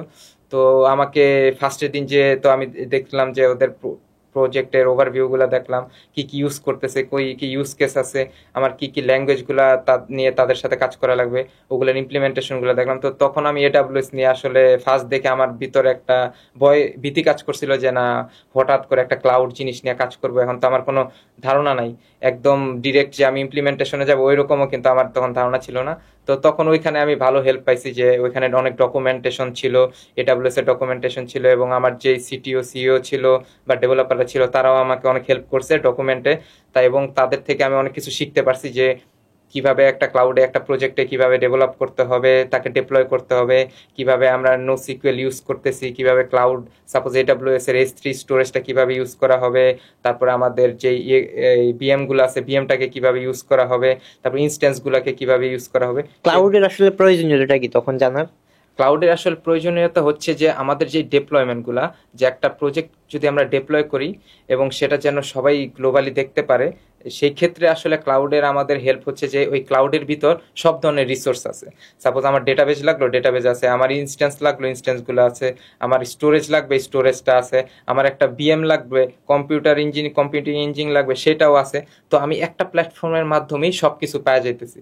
এইটা হচ্ছে মেইনলি উপকারিতা, যে এবং এটার কস্টটা, যেমন সাপোজ আমি যদি কোনো কিছু হোস্ট করতে চাই, আমার লোকাল একটা সেট আপ লাগবে, আমার লোকাল স্টোরেজ বানানো লাগবে, নিজের একটা টাইম লাগবে, ওখানে নিজের একটা আলাদাভাবে এফোর্ট দেওয়া লাগবে, সেই এক্সট্রা এফোর্টটা আমার দেওয়া লাগতেছে না এই ক্ষেত্রে। সেই ক্ষেত্রে আমাদের কি ক্লাউডটাকে খুব উপকারিতা এখানে বেশি, যে আমরা একটা প্ল্যাটফর্মের মাধ্যমে সব রিসোর্স পাইতেছি এবং সেটার কস্ট কিন্তু হিউজ না। আচ্ছা আচ্ছা। আরেকটা হচ্ছে ক্লাউড কি তোর শুধু হোস্টিং এই হেল্প করতেছে, বিষয়টা এমন না, আর কি কি কাজে হেল্প হইতে পারে? শুধু ক্লাউড যে হোস্টিং সেই ক্ষেত্রে না, কারণ এখানে এক একটা রিসোর্সের এক একটা কাজ। যেমন আমি যদি বাকেটের কথা বলি, স্টোরেজের কথা বলি, এটার কাজ কিভাবে আমার স্টোরেজটা সেফ থাকতেছে, বা আমার সাপোজ একটা স্টোরেজ শুধু একটা এরিয়াতে না, আমার বিভিন্ন এরিয়াতে ডিসেন্ট্রালাইজ করে আমি জিনিসটাকে কিভাবে ইউজ করতেছি, সেগুলোও কিন্তু আমার স্টোরেজের যদি থাকে লোকালি, সেক্ষেত্রে আমি ওগুলো করতে পারতেছি না। একটা লোকাল জায়গা আছে, সাপোজ আমি এই রুমটাকে বানাইলাম, এই রুমটাকে আমি সেট আপ করে জাস্ট আমার লোকাল সেট আপ করে আমি স্টোরেজ বানায় রাখলাম, বা আমি শুধু কোনো বিএমটিএম ক্রিয়েট করে আমার নিজের জন্য ইউজ করতেছি। বাট ক্লাউডের সুবিধা হচ্ছে যে আমি কম কস্টিং এ এই জিনিসগুলো খুবই ইফিসিয়েন্টলি পাচ্ছি, এবং সেক্ষেত্রে আমার সেট আপে আলাদা কোনো ধরনের হ্যাসেল করা লাগতেছে না। এবং ক্লাউডে শুধু আমি যে এই ডেপ্লয়মেন্ট শুধু এগুলাতে না, আমাদের স্টোরেজের ক্ষেত্রে সাপোজ আমার প্ল্যাটফর্ম লাগবে মেশিন লার্নিং এর, যেমন AWS এর সেজ মেকার আছে, যে কিভাবে আমি আমার মেশিন লার্নিং এর মডেল ট্রেন করব, ডেপ্লয়মেন্ট করব, একদম প্রোডাকশন রেডি একটা মডেলটাকে আমি কিভাবে পাবো, সে তারাও একটা নোটবুক, পুরা নোটবুকে একটা আমার হেল্প আসতেছে, যে কিভাবে আমি এন্ড টু এন্ড একটা জিনিস ক্লিয়ারলি ডিপ্লয় করে আমার একটা প্রজেক্টে রেডি করে রাখবো। মানে এক প্রকার আমার লোকাল পিসিতে হয়তো জিপিইউ নাই, দেখা যায় আমার একটা জিপিইউ লাগবে, আমি কোডটা রান করতে পারতেছি না, অথবা আমার র্যাম 8 জিবি, এটা রান করতে 32 জিবি র্যাম লাগবে। সো হুবহু একটা সেম নোটবুক যেখানে কোড রান দিব, হুবহু সেম একটা জিনিস আছে সেগ মেকারে যেটা দিয়ে রান করা যায়, রাইট? হ্যাঁ হ্যাঁ হ্যাঁ। আচ্ছা, আরেকটা বিষয় হচ্ছে বিএম বলছিস তুই অ্যাকচুয়ালি। তো virtual বিএমটা machine। নিয়ে হয় ভার্চুয়াল মেশিন, এটা হচ্ছে অনেকে আবার বুঝবে না। তো হ্যাঁ বিএমটা আসলে, ভার্চুয়াল মেশিনটা আসলে কি বুঝাইছো সেটা একটু শর্টে যদি বলো। হ্যাঁ, ভার্চুয়াল মেশিন বুঝাইতে আমাদের যে লোকালি যে পিসিটা থাকে, সাপোজ Right. আমার একটা পিসিতে জিপিইউ থাকে, র্যাম থাকে, সিপিইউ থাকে, তার হার্ডওয়্যার স্টোরেজটা কিরকম থাকে, সব স্পেসিফাইড থাকে। তো এই সেম জিনিসটাকে আমরা বিএম অ্যাপ্লাই করতে পারি, যে আমি কতটুকু জিপিইউ নেব, আমার সিপিইউটা কতটুকু হবে, আমার র্যামটা কতটুকু হবে, সেম জিনিস ইচ্ছা নিয়ে মতো আমরা, কনফিগারেশন। হ্যাঁ হ্যাঁ, আমাদের নিজস্ব পার্সোনালাইজড কনফিগারেশন নিয়ে আমরা কি একটা কম্পিউটার সেটআপের মতো করতে পারি, Right. যেটাতে আমার প্রজেক্ট রান করতে পারি, আমার ডেভেলপমেন্টের কাজ করতে পারি, আমাদের যে কোনো অপারেটিং যে কোনো সিস্টেম। অপারেটিং সিস্টেম যেভাবে কাজ করতেছে লোকালি আমরা যা করতেছি, সেম কাজটা আমরা ওই বিএম এ করতে পারি সহজে। সাপোজ আমার 10টা ডেভেলপার আছে, তো 10টা ডেভেলপারের জন্য আমি যদি বিএম এ কাজ করাই, তো আমাদের জন্য টাইমটা কম লাগবে, কারণ আমার আলাদা জিপিইউ কিনা লাগবে না, আমার আলাদা র্যাম কিনা লাগবে না, বা আলাদা আমার এক্সট্রা সিপিইউ লাগতেছে না। 10জন ডেভেলপারকে আমি 10টা বিএম এর মধ্যে বা একটা বিএম এর মধ্যে তাদের অ্যাক্সেস দিয়ে তাদেরকে কাজ করার ডেভেলপমেন্টের জন্য তাদের একটা এনভায়রনমেন্ট ক্রিয়েট করে রাখতে পারতেছি, যেন তারা সবাই একসাথে কাজ করতে পারে, টিম আপ করতে পারে। এবং এটা কিন্তু আমার যে আলাদা কস্টিং আছে প্রোডাকশনের যে রেডির জন্য, সাপোজ আমার এক্সট্রা জিপিইউ সিপিইউ র্যাম লাগতেছে, সেই কস্টিং গুলো কিন্তু মিনিমাইজ হয়ে আসতেছে। Right right. আবার হচ্ছে এই এটার পারফরমেন্স কোনো ডাউন হচ্ছে না, না না, কারণ পারফরমেন্স হচ্ছে আমার একটা লোকাল পিসি কিনলে 1 বছর পরে কিন্তু ডাউন হয়ে যাচ্ছে, রাইট? তো আমি এটা ওয়ান টাইম পে করে ওয়ান টাইম কাজ যদি হয় সেক্ষেত্রে এটা ইউজ করা যাইতেই পারে। এই ক্ষেত্রে আমাদের যে পাওয়ার অফ, হঠাৎ করে পাওয়ার অফ ইলেকট্রিসিটি চলে যাওয়া, যেটা আমাদের দেশের কোনো জন্য অফের সম্ভাবনা, রেগুলার হচ্ছে, এগুলা কিন্তু ক্লাউডে আবার এইসব থেকে hassle free. Right right, exactly. So এর বাইরেও ক্লাউডে তো আরো অনেক রকম কিছু আছে, যে হ্যাঁ। একদম সিকিউরিটি থেকে Security এভরিথিং থেকে। ওখানে সবকিছু আছে। যাই হোক, তো আমরা ক্লাউড নিয়ে আর বেশি ডিসকাশনে না যাই, কারণ এসব আমাদের বিষয় কিভাবে কাজ করে পুরো বিষয়গুলোই আমাদের একটা এডব্লিউএস এর ক্লাউড কোর্স দেখানো আছে অ্যামাজনের আর কি। সো আমরা আমরা তাহলে সফটওয়্যার আর হার্ডওয়্যারের ওই বিষয়টা তাহলে আমরা শেষ Right, কনক্লুশনে আসি। ওকে। আসলে সফটওয়্যারের বেসিক, হার্ডওয়্যারের বেসিক এগুলো যেহেতু ইউনিভার্সিটি শিখে ফেলে, তো পরবর্তীতে যে আইডিয়াগুলো আসবে, মানে আমরা আগে যে কম্পিটিশনের কথা বলছি, তারাও কিন্তু এই যে এই জিনিসগুলো নিয়ে আসতে পারে, যে আমার hardware related competition, software related কম্পিটিশনগুলোতে তাদের জয়েন করা। এবং এই যে সফটওয়্যার হার্ডওয়্যারের বেসিক আমি শিখে ফেললাম, এগুলোর ইমপ্লিমেন্টেশন রিয়েল লাইফে আছে। যেমন আমি আমার সেকেন্ড যে কোম্পানি ছিল ওইখানে আমি কাজ করতেছিলাম, তো আমার যে মেশিন লার্নিং মডেলটা আছে, তো আমার এটাকে তো ট্রেন করানো হয়ে গেছে, তো আমি এটাকে কিভাবে ডিপ্লয় করে আমি হার্ডওয়্যারে ইমপ্লিমেন্ট করে আমি একটা সেটআপ রেডি করতে পারি, ইনস্টল করতে পারি। তো ওইখানে আমি NVIDIA জেটসন TX2 ইউজ করছি। তো আমার যেহেতু হার্ডওয়্যারের আগে বেসিক আইডিয়া ছিল কিভাবে কাজ করা, তো এটা আমার হেল্প হয়েছে যে আমি ফিউচারে যে কাজটা করছি সেই ক্ষেত্রে আমার যে ইমপ্লিমেন্টেশনটা ছিল ওইখানে আমার হেল্প হয়ে গেছে, যে আমি হার্ডওয়্যার সম্পর্কে বেসিক আইডিয়া ছিল এবং ইমপ্লিমেন্টেশন নিয়ে বেসিক আইডিয়া ছিল, যেটা আমি অ্যাপ্লাই করতে পারছি, এবং সেটা কি আমার জব ক্ষেত্রে হিউজ একটা ইম্প্যাক্ট ফুল হয়েছে। আর বর্তমানে কিন্তু অনেক জায়গায় নলেজটা লাগে, লাইক আমি মেশিন লার্নিং জানি ঠিক আছে, বা আমি একটা সাইবার সিকিউরিটি জানি, কিন্তু দেখা যায় আমি একটা যেখানে অ্যাপ্লাই করব ওই বিষয়টা নিয়ে আমার নলেজ থাকা উচিত, রাইট? সো হার্ডওয়্যারের যদি নলেজটা থাকে, সে ওই ডিভাইসটা সম্পর্কে খুব দ্রুত নলেজ পায়। আর বর্তমানে যদি আমি ন্যাচারালি বিগিনার লেভেলে চিন্তা করি, সেক্ষেত্রে আর্ডুইনো হচ্ছে হার্ডওয়্যারের জন্য সবচেয়ে কমন একটা ডিভাইস, যেটার আসলে নলেজটা সবার থাকা উচিত, কারণ এটা না থাকলে সে পরবর্তী লেভেলে যাওয়ার সম্ভাবনা খুবই কম, রাইট? সো এই আর্ডুইনো আসলে তোর ক্ষেত্রে কিভাবে হেল্প করছে আর্ডুইনোটা আসলে, কারণ তোর তো আর্ডুইনোর নলেজ ছিল, রাইট? আর্ডুইনোর নলেজ না থাকলে তো ওগুলো ভালোভাবে, যেমন LFR বলো যাই বলো সবগুলোর নলেজ থাকলেও কিন্তু আর্ডুইনো স্যার আসলে মোস্ট অফ দ্য কাজ হার্ডওয়্যারের ক্ষেত্রে বিগিনার লেভেলের জন্য মোস্ট অফ দ্য কাজ কিন্তু মানে স্টার্ট করা যাচ্ছে না, তাই না? তো আর্ডুইনোটা তোর মনে হয় কিভাবে আসলে আসলে হেল্প করে আর কি, যে কোনো একটা প্রজেক্টের ক্ষেত্রে? যেমন অনেকে তোর ড্রোনও বানায়, রাইট? কিন্তু সবগুলোর ক্ষেত্রে কিন্তু আর্ডুইনোর নলেজটা লাগতেছে তার। সো আর্ডুইনো হচ্ছে একটা কমন নলেজ ধরতে পারি, রাইট?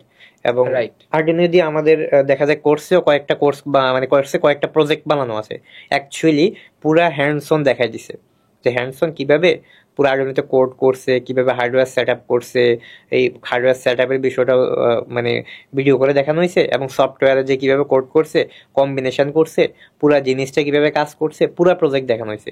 সো তোর মনে হয় এই জিনিসটা আসলে কিভাবে ইউজারকে হেল্প করবে? তো এটা আসলে ইউজ কেসের উপর ডিপেন্ড করতেছে। তো আমি একটা সফটওয়্যার ডেভেলপ করলাম, এখন হার্ডওয়্যারের সাথে কিভাবে কম্বাইন করব। তো আমার যেহেতু বেসিক ধারণা ছিল যে আরডিউনো আমরা যেহেতু একটা সফটওয়্যার বিল্ড করছি, সেটা আমি ইমপ্লিমেন্ট করব কিভাবে আমার আরডিউনোতে, সেটার একটা ধারণা ছিল। তো ওইভাবে আমাদের যে কম্বিনেশনটা ক্রিয়েট হয়েছে, যে আমি সফটওয়্যার হার্ডওয়্যার কম্বিনেট করে আমার একটা end to end project ready হয়েছে। তো এই জিনিসগুলা আসলে এই যদি আমার বেসিক ধারণা থাকে, তাহলে ফিউচারে যদি আমি কোনো হার্ডওয়্যার নিয়ে কাজ করি, সেক্ষেত্রে আমার ইমপ্লিমেন্টেশনেও আমার যেহেতু বেসিক আইডিয়া থাকবে এবং হার্ডওয়্যারও বেসিক আইডিয়া থাকবে, তো সেই ক্ষেত্রে আমার অ্যাডভান্স লেভেলে যাইতে কিন্তু বেশি একটা ঝামেলা হবে না। যদি আমি বেসিকটাই না জানি, আমার যে বেসিক আরডিউনো সম্পর্কে যদি আমি না জেনে আমি ডিরেক্ট একটা হার্ডওয়্যার ইমপ্লিমেন্ট করতে যাই, অন্যান্য যে সেগমেন্টগুলো আছে, যেমন শুধু আরডিউনো না, যেমন জেটসন টিএক্স2 কথা বলছি যেটা ইউজ করা হয়েছিল, বা আরো যে আপগ্রেডেড যে ভার্সনগুলো আছে হার্ডওয়্যারে, সেগুলোতে যদি আমরা ইমপ্লিমেন্ট করতে চাই ডিরেক্ট, সেক্ষেত্রে কিন্তু আমার অনেক হ্যাসেল আমার হ্যাসেল পোহাইতে হবে, যে আমার এখানে অনেক টাইম লাগবে, যে আমি মেশিন লার্নিং অ্যাপ্লাই করবি কিন্তু আমি জানা নাই যে কিভাবে করব। তো এইগুলোর ক্ষেত্রে যদি আমার বেসিক আইডিয়াটা আগেই থাকে, সেই ক্ষেত্রে আমার অ্যাডভান্সে যাইতে কোনো সমস্যা হবে না। হার্ডওয়্যারের যে যে ডিভাইসের কথা বলছস, ওটা তো জানার জন্য তো আর্ডিউনো নলেজটা লাগছে, রাইট? রাইট। কারণ আমি যদি না জানি যে এই হার্ডওয়্যার স্পেসিফিক পার্টের কাজটা কি, সাপোজ আমি যদি একটা রেজিস্টারের কথাই চিন্তা করি, যে এই রেজিস্টারটা বসালাম, এখন এই রেজিস্টারের আমার কি ইনপুটটা দিব আর কিভাবে এটার আউটপুটটা আসবে, তো আমি এই যে এন্ড টু এন্ড যে একটা সলিউশনটা যদি না জানি, এটার ইনপুট আউটপুটটা কি হবে, এই আইডিয়াটা যদি আমার না থাকে, তো আমি যদি ডিরেক্ট এটাকে কোনো কিছু ইমপ্লিমেন্টে বসাইতে চাই, সেক্ষেত্রে কিন্তু আমার একটা ঝামেলা সৃষ্টি হতে পারে, যে আমার একটা প্রজেক্টের ডিলে হইতে পারে, বা আমার এই যে ধারণা না থাকার কারণে, বেসিক আইডিয়া না থাকার কারণে এটাতে একটা ইস্যু হতে পারে। এক্ষেত্রে আসলে আমাদের যে বেসিক ধারণা, এগুলো কিন্তু আমাদের আগে থেকে বিল্ড আপ করে রাখতে হবে, যেন আমরা একটা যে প্রজেক্ট আমি হার্ডওয়্যার 2 সেক্টরে কাজ করতে চাই, তো আমার যেহেতু ইনোভেশন আইডিয়াগুলো আছে, আমি যেন অ্যাপ্লাই করতে চাই নিজের মতো করে, তো এই ধারণাগুলো থেকেই আমি কিন্তু এই আইডিয়ার ইমপ্লিমেন্টেশনটা নিজের মতো করে করতে পারবো, এবং এগুলাকে নিজের মতো করে কাস্টমাইজ করতে পারবো যদি আমার আইডিয়া ক্লিয়ার থাকে। রাইট। আচ্ছা, তো এখন আমি তোর হচ্ছে কোডিং ইন্টারভিউ নিয়ে পরে যাওয়ার আগে, তোর হচ্ছে যেহেতু তুই রিসার্চের কথা কিছুক্ষণ আগে বলছস, এবং রিসার্চে দেখা যায় মেশিন লার্নিং অ্যাপ্লাই করছস, রাইট? তো রিসার্চ নিয়ে বেশি প্রশ্ন আমি করবো না তোকে। তোর হচ্ছে গিয়া আমাকে তুই রিসার্চের সাথে এই জিনিসটা বল, তুই রিসার্চের যখন তুই একটা নতুন টপিক চয়েস করস, যে আমি এই টপিকে রিসার্চ করবো, একটা পাবলিকেশন বের করবো, তো ওই টপিকে দেখা যায় তোর আগে নিজেও কোড করা লাগে, রাইট? যে কোড করে আমি জিনিসগুলো বের করতে হয়, যে আমি আসলে এক্সিস্টিং জিনিসটা রান করে দেখতে হয় যে এটা কিভাবে কাজ করে, তারপরে আমি ইমপ্রুভমেন্ট করতে পারবো, তাই না? কারণ আমি এক্সিস্টিং জিনিসটা না পারলে তো হইলো না। তো এই জিনিসটার গুরুত্ব কতটুকু, আর এই জিনিসটা তুই কিভাবে করস? ধর একটা রিসার্চের টপিক চুজ করলি, যেমন তোর যে কোনো একটা এক্সাম্পল দিয়ে বলতে পারো যে এই টপিকের ক্ষেত্রে, এবং তুই সিমিলার পেপারগুলো দেখা যায় পেপার সুইট কোডেও, মানে যে পেপারটা ওইটা পেপার সুইট কোডে গেলে কোডের গিটহাবের লিঙ্ক ইজিলি পাওয়া যায়, রাইট? এই কোলাবোরেশনটা তুই আসলে কিভাবে নিজের রিসার্চে অ্যাপ্লাই করছিস, এটা নিয়ে একটু বল। সো এটার জন্য আমার ফার্স্টে যে রিসার্চ টপিক ছিল, আমি ওইখান থেকে শুরু করতে চাই, যে এটা ছিল ড্রাইভার ফেস অ্যান্ড্রোজিনাস ডিটেকশন। তো ওইটার জন্য আসলে আমাদের ইনিশিয়াল রিসার্চের জন্য আমাদের অনেক রিসার্চ পেপার স্টাডি করা লাগছে, এবং ওই রিসার্চের এক্সাম্পলগুলো দেখা লাগছে। তো আমাদের তখনকার সময়ে একটু ঝামেলা ছিল, যে হুবহু কোড, যেটা হুবহু কোডটা সবসময় থাকতো না, আবার অনেক সময় থাকলে সে কোডটা পারফেক্টলি রানও করতো না। সেক্ষেত্রে আমাদের আরেকটা প্রবলেম হইতো যে ওই কোডটা রান করাইতে, এবং ওইটা পুরোপুরি পারফেক্টলি যেন রান হয় এবং আউটপুটটা আমি দেখতে পারি, সেইটা যেন আজ এই রিসার্চ পেপারটা আমি স্টাডি করছি সেটার সাথে ম্যাচ করে, এইগুলা ম্যাচিং করতে আমাদের একটা টাইম কনজিউমিং এর বিষয় ছিল। এইগুলাতে আমাদের অনেক টাইম যাইতো। সাপোজ আমি একটা পেপার পড়লাম, এই পেপারের যে টপিক ছিল এটা ইমপ্লিমেন্টেশন আউটপুটটা দেখতে চাই, যেটা আমার আসলে আমার প্রজেক্টের ইমপ্লিমেন্টেশনে লাগবে, যেন আমি আমার প্রজেক্টের অ্যাকুরেসিটাকে আরো একটু বাড়াইতে পারি, আমার রিসার্চের যেন আরো ডেভেলপমেন্ট হয় এবং আরো ইফিসিয়েন্টলি জিনিসটাকে আমি হ্যান্ডেল করতে পারি। এই ক্ষেত্রে আমাদের সময় এগুলো কিন্তু অনেক একটা বিশাল প্রবলেম ছিল। আর হচ্ছে আমরা যখন ইনিশিয়ালি এটা শুরু করি, তো আমাদের অনেক রিসার্চ করা হয়েছে, অনেক পেপার স্টাডি করা হয়েছে, এবং আমাদের সুপারভাইজার ম্যাম ছিল, উনি আমাদের অনেক হেল্প করছে এসব স্টাডি করানোর জন্য, ওনার থেকে অনেক হেল্প পাইছি। তো এইসব রিসার্চের জন্য আমাদের আসলে অনেক পেশেন্স থাকতে হবে, ধৈর্য হারানো যাবে না, যে আমি একটা পড়লাম তো রিসার্চ পেপারটা পড়ে মানে হুবহু যে বুঝে যাব ডিরেক্ট, এটা কিন্তু না, যে আমি একটা পড়লাম যে সাথে সাথে সবকিছু বোঝা যাবে না, আমার একটু টাইম দিতে হবে, আমার পড়ার স্টাডিগুলো কিভাবে হবে সেগুলো আমার বেসিক আইডিয়া নিতে হবে। যে আমি একটা পুরা, অনেক সময় দেখা যায় যে আমার অনেক টাইম থাকে না, যে আমার 10টা রিসার্চ পেপার পড়ে আমার একটা আইডিয়া বের করতে হবে এবং আমার ইমপ্লিমেন্ট করা লাগবে। সেক্ষেত্রে তারা বেসিক জিনিসগুলো, যেমন একটা পেপারে অ্যাবস্ট্রাকশন, সেগুলো সে অ্যাবস্ট্রাক্টটা রিড করতে পারে, তাদের যে ইন্ট্রোডাকশন এবং মেথোডোলজি পার্টগুলো এগুলো সে একটা ওভারভিউ দেখতে পারে, এবং তার কনক্লুশনে সে কি কি আসছে তার রেজাল্ট পার্টগুলো সে স্টাডি করতে পারে, মানে একটা ওভারলুক দিতে পারে যে সংক্ষেপে যদি জানার জন্য।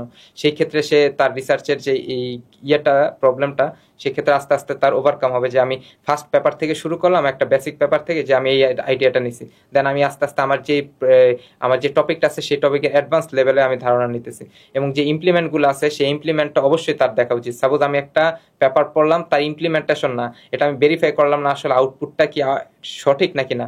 অনেক সময় দেখা যায় অনেক থিওরিটিক্যাল ইমপ্লিমেন্টেশন আসলে হুবহু ম্যাচ করে না, থিওরিটিক্যালি দিছে কিন্তু ইমপ্লিমেন্টটা আসলে তারা প্রোভাইড করে নাই। সেই জন্য আমার যাইগুলো থিওরিটিক্যাল এবং ইমপ্লিমেন্টেশন বোথ সাইড যেন স্যাটিসফাইবল হয়, সেই জিনিসগুলো আসলে তার ফোকাস রাখা উচিত। তাহলে সেক্ষেত্রে তার যে রিসার্চটা আছে টপিকে সে তার অ্যাডভান্স লেভেলে যাইতে পারবে। তার যে গোলটা আছে সেই গোলটা সেট করে সে সামনে আগে যেতে পারে, তার ইমপ্লিমেন্টেশন তার কোডিং করতে আরও সুবিধা হবে, এবং তার যে কালেকশন ডেটা সেট কালেকশন কিভাবে ডেটা কালেক্ট করবে এবং কিভাবে সে ইমপ্লিমেন্টে যাবে, স্টেপ বাই স্টেপ যে প্রসেসটা আছে রিসার্চের পর সে ডেভেলপমেন্টে যাওয়ার, সেই স্টেপগুলো সে ফলো করতে পারবে, এবং তার মাইন্ডসেটটা তখন ঠিক থাকবে যে না, আমি যেহেতু একটা রিসার্চ টপিক সম্পর্কে এত আইডিয়া নিছি, তো এখন আমি আমার মেইন ইমপ্লিমেন্টেশন পার্টে চলে যেতে পারি। Right, right, exactly. তো বিষয়টা হচ্ছে তাইলে কোনো একটা পেপার শুরুর আগে সে যে পেপারগুলো পড়বে সেখান থেকে সে তার চয়েস মতো বেটার একটা পেপার চুজ করে সেই পেপারের আসলে কোডিং জিনিসটা নেটে অনেকগুলো অ্যাভেলেবেল পাওয়া যায় অনেক সময়, বা সিমিলার কোড পাওয়া যায়। সে গিটহাবের ওই জিনিসগুলো আগে প্র্যাকটিক্যালি টেস্ট করতে হবে। টেস্ট করার পরে হচ্ছে সে অ্যাকুরেসি বা বিভিন্ন পারফরমেন্সগুলো দেখা লাগবে, পারফরমেন্স ম্যাট্রিক্স অ্যাপ্লাই করে। যদি সেখান থেকে ওটা বের করতে পারে তাহলে তার পরবর্তী কাজ কিন্তু একটু ইজি। সে একটা রিসার্চ গ্যাপ ফাইন্ড আউট করবে যে আমি কোথায় এটা ইমপ্রুভমেন্ট করলে আমার এটা পাবলিকেশন হওয়ার সম্ভাবনা আছে, একটা ইনোভেশন হবে বা এটাতে একটা নতুনত্ব থাকবে। এই যে পুরো বিষয়টা যে কিভাবে আসলে পেপার থেকে কোডে রিসার্চের কোডগুলা করতে হবে, মানে কোড রিলেটেড, এই পুরো বিষয়টা আমাদের কয়েকটা প্রজেক্ট আকারে আমরা আসলে দেখাই দিচ্ছি। আমাদের রিসার্চ ইমপ্লিমেন্টেশন একটা কোর্স আছে যেখানে কোড ইমপ্লিমেন্টেশন করে দেখানো হয়েছে রিসার্চ পেপার থেকে, রাইট? আচ্ছা, তো আমি হচ্ছে তোর একটু এখানে আমরা অ্যাডভান্স লেভেলে চলে গেলাম, আবার যদি একটু বিগিনার লেভেলেও যাই, ধর মেশিন লার্নিং নিয়ে অনেকগুলো কথা বলছি, Kaggle contest, research paper, code implementation, আবার পাইথন। তো দেখা যায় এনএলপি প্রজেক্ট বা এনএলপি রিলেটেড প্রজেক্টগুলা, এগুলো আসলে করলে তার রিসার্চে কিংবা পরবর্তীতে কিভাবে হেল্প করে এনএলপি রিলেটেড। দেখা যায় অনেক জায়গায় এনএলপি শুধু এনএলপি ইঞ্জিনিয়ারও চায়।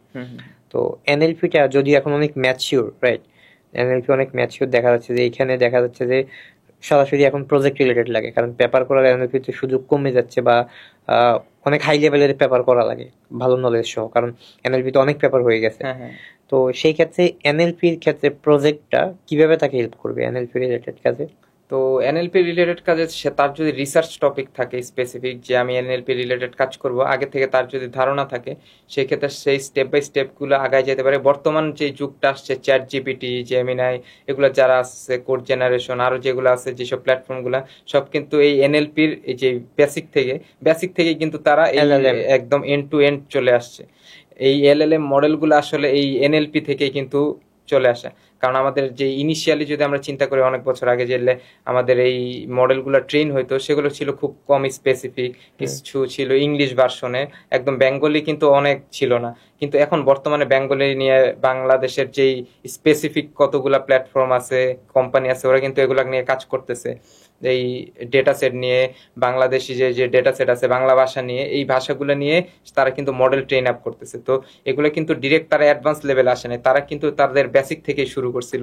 তো এখন যে এলএলএম প্রজেক্টগুলো আছে বা আমাদের যে এনএলপি প্রজেক্টগুলো রিলেটেড আছে, তো এগুলা নিয়ে তাদের যদি রিসার্চের আগানো থাকে, মানে আগে যে রিসার্চগুলো হয়েছে সেগুলো সম্পর্কে তারা যদি স্টাডি করে, তারা ডেটা সেটগুলো পারফেক্টলি কালেক্ট করে এবং মডেলগুলো বর্তমানে কিভাবে কাজ করতেছে এই সম্পর্কে যদি আর্কিটেকচার, তারপর পারফরমেন্স, রেজাল্ট, এগুলো নিয়ে তাদের আইডিয়া থাকে, তো তারা সামনে আসলে অনেক কাজ করতে পারবে। কারণ সামনের যে যুগটা আসতেছে পুরাটা এআই এর যুগ, এবং এআই এর যুগে কিন্তু এটা অবশ্যই একটা হিউজ গেম চেঞ্জ। কারণ যেহেতু চ্যাট জিপিটি, জেমিনাই, আর যেসব আমাদের কোড জেনারেটর প্ল্যাটফর্ম আছে, তারা যেহেতু এগুলো নিয়ে কাজ করতেছে, সেক্ষেত্রে তাদের যে অ্যাডভান্স লেভেলগুলো আছে সেক্ষেত্রেও কিন্তু সে ভালো হেল্প পাবে। এবং বর্তমানে এইসব প্ল্যাটফর্ম থেকেও কিন্তু সে ভালো একটা ধারণা পাবে যে আমার একটা মডেল কিভাবে ট্রেন করতেছি, ডেটা সেট কিভাবে কালেক্ট হইতেছে, কিভাবে কাজ করতেছে, ইন্টারনালি একটা আর্কিটেকচার, একটা মডেলের আর্কিটেকচার কিভাবে কানেক্ট হইতেছে, কিভাবে সে ইন্টারনালি কাজ করতেছে, ম্যাথমেটিক্যালি কিভাবে সে কাজ হইতেছে, সে সব কিন্তু একটা ওভারঅল ওভারভিউ সেখান থেকে পাবে। তো এইভাবে স্টেপ বাই স্টেপ যদি সে আগায়, মানে ওভারভিউ নিয়ে সে নেক্সট প্ল্যানটাকে এক্সিকিউট করে, তাহলে সে আস্তে আস্তে কিন্তু তার যে এনএলপি নিয়ে যেই প্রজেক্টগুলো আছে সেগুলো সে যে করতে থাকে, তাহলে তার ফিউচারও কিন্তু সে এনএলপি ইঞ্জিনিয়ার হিসেবে বা কোথাও এনএলপি রিসার্চার হিসেবে সেইভাবে কিন্তু কাজ করতে কাজ পারে। করতে পারবে। আচ্ছা রাফিদ, আমরা হচ্ছে অনেক বিষয় নিয়ে ডিসকাশন করছি, তো এখন হচ্ছে আমরা লাস্ট কিছু টপিকের দিকে যাই। প্রথমত হচ্ছে কোডিং ইন্টারভিউ বা তোর হচ্ছে যে জব প্রিপারেশন নেওয়া লাগে, তো সেখানে যাই। তো এখানে কয়েকটা ধাপ আছে, বিগিনার লেভেল বা ইন্টারমিডিয়েট লেভেলে যায়। তো বিগিনার লেভেলে দেখা যাচ্ছে যে আবার সিস্টেম ডিজাইন বা অপারেটিং সিস্টেম এগুলো থেকে প্রশ্ন নর্মালি করে না। তো বিগিনার লেভেলের ইন্টারভিউ নিয়ে আমরা আগে শুরুতে কথা বলি। তো বিগিনার লেভেল দেখা যায় কি আমরা বেশিরভাগ অনেক সময় লিড কোডের প্রিপারেশন নেওয়া লাগে, যে লিড কোড থেকে প্রশ্ন টশ্ন আসে। আর লিড কোডের পাশাপাশি দেখা যায় তার কিছু প্রোফাইলটা ভালো হলে, সিভি সুন্দর হলে, মোটামুটি বিহেভিয়ারাল ইন্টারভিউতে বিট করলে বেশিরভাগ ভালো কোম্পানিতে জব হয়েছে, রাইট? সো তুই একটু প্রথমত বল যে আসলে বিগিনার লেভেল ইন্টারভিউ আর ইন্টারমিডিয়েট ইন্টারভিউ লেভেলে কি ধরনের ডিফারেন্সটা হয়, এটা নিয়ে আগে একটু বল। আচ্ছা আচ্ছা, বেসিক্যালি বিগিনার লেভেলে যে ইন্টারভিউগুলো হয় ওগুলা থাকে বেসিক কোশ্চেনের। যেমন আমাদের যে একটা প্রোগ্রামিং ল্যাঙ্গুয়েজ, সাপোজ ধরলাম যে জাভা নিয়ে কাজ করতেছি, তো জাভার বেসিক জিনিসগুলো জিজ্ঞেস করা হয়। তারপর আমাদের যেই ওপি, এগুলা মানে বেসিক যে ধারণাগুলো, আমার একটা সফটওয়্যার বা একটা প্রজেক্ট ডেভেলপ করার জন্য যে বেসিক ধারণাগুলা, ওগুলা নিয়ে বেশি ডিসকাশন হয়। আর আমাদের যেই ইনিশিয়াল যেই আমাদের স্ক্রিনিং থাকে, মানে ইনিশিয়াল ম্যাক্সিমাম স্ক্রিনিং হয় হচ্ছে কিভাবে আমরা একটা টাস্ক দেয়া থাকে বা একটা প্রবলেম বা দুইটা প্রবলেম দেয়া থাকে, সেই সলিউশনটা কিভাবে করতেছে এগুলা নিয়ে তার একটা যে রেজাল্ট, সে আউটকাম নিয়ে আবার একটা ইন্টারভিউ হয়। যে আমাদের যে ভাইবা হচ্ছে, সাপোজ আমাদের একটা প্রোগ্রামিং কন্টেস্ট হয়েছে, একটা কম্পিটিশন হয়ে গেছে, সেই কম্পিটিশনের রেজাল্ট নিয়ে যাদেরকে আমি সিলেক্ট করলাম টপ 5, তাদেরকে নিয়ে আরেকটা ইন্টারভিউ হয় যে তারা কিভাবে এটা সলভ করছে, যা তারা যেহেতু সলভ করছে তারা কিভাবে এই জিনিসগুলো থিঙ্ক করছে, যে একটা প্রবলেমকে কিভাবে স্টেপ বাই স্টেপ ভাগ করছে এবং কম টাইমে আরো কিভাবে তারা কাজ করতে পারে সেগুলোর জন্য এই কাজটা করা হয়েছে। তো এইভাবে তারা কিন্তু ফার্স্ট যে ইনিশিয়াল বেসিক ছিল কম্পিটিটিভ যেই টাস্কগুলা, মানে যে প্রবলেমগুলো, একটা প্রবলেম সলভিং, সেই সলভিংগুলো থাকে। তারপরে এই নর্মাল জিনিসগুলো, তাদের যে প্রজেক্ট যদি করে থাকে সেই প্রজেক্ট থেকে তাদের আইডিয়া কি কি ছিল, তাদের প্রজেক্টের যে সলিউশনগুলো ছিল ওগুলো নিয়ে ডিসকাস করা হয়। মানে এইখানে জাস্ট বেসিক ধারণা, সফটওয়্যার রিলেটেড, হার্ডওয়্যার রিলেটেড যদি থাকে সেই বেসিক জিনিস নিয়ে আলোচনা করা হয়। আর ইন্টারমিডিয়েট যেই ইন্টারভিউগুলো হয় সেক্ষেত্রে সেগুলো কিছু অ্যাডভান্স থাকে। যেমন ওইখানে ক্লাউড, যদি কেউ ক্লাউড নিয়ে কাজ করে থাকে, স্পেসিফিক সফটওয়্যার ইঞ্জিনিয়ার, প্রোগ্রামার বা ডেভেলপার বা ক্লাউড ইঞ্জিনিয়ার এরকম, বা ডেটাবেস ইঞ্জিনিয়ার, এরকম স্পেসিফিক কিছু থাকে, সেক্ষেত্রে সেই যেই স্পেসিফিক পজিশনে সে জয়েন করে সেই রিলেটেড তার কোশ্চেন থাকে। আচ্ছা রাফিল, তাইলে আমরা যদি টপিকগুলোর একটু সামারাইজ করি, যে ধর হচ্ছে তো ডেটাবেস এক নম্বরে যদি আমি বলি ডেটাবেস ম্যানেজমেন্ট সিস্টেম, 2 নম্বরে ওওপি, তারপরে তো লিড কোড তো ম্যান্ডেটরি জিনিস লাগতেছে বেশিরভাগ কোম্পানিতেই।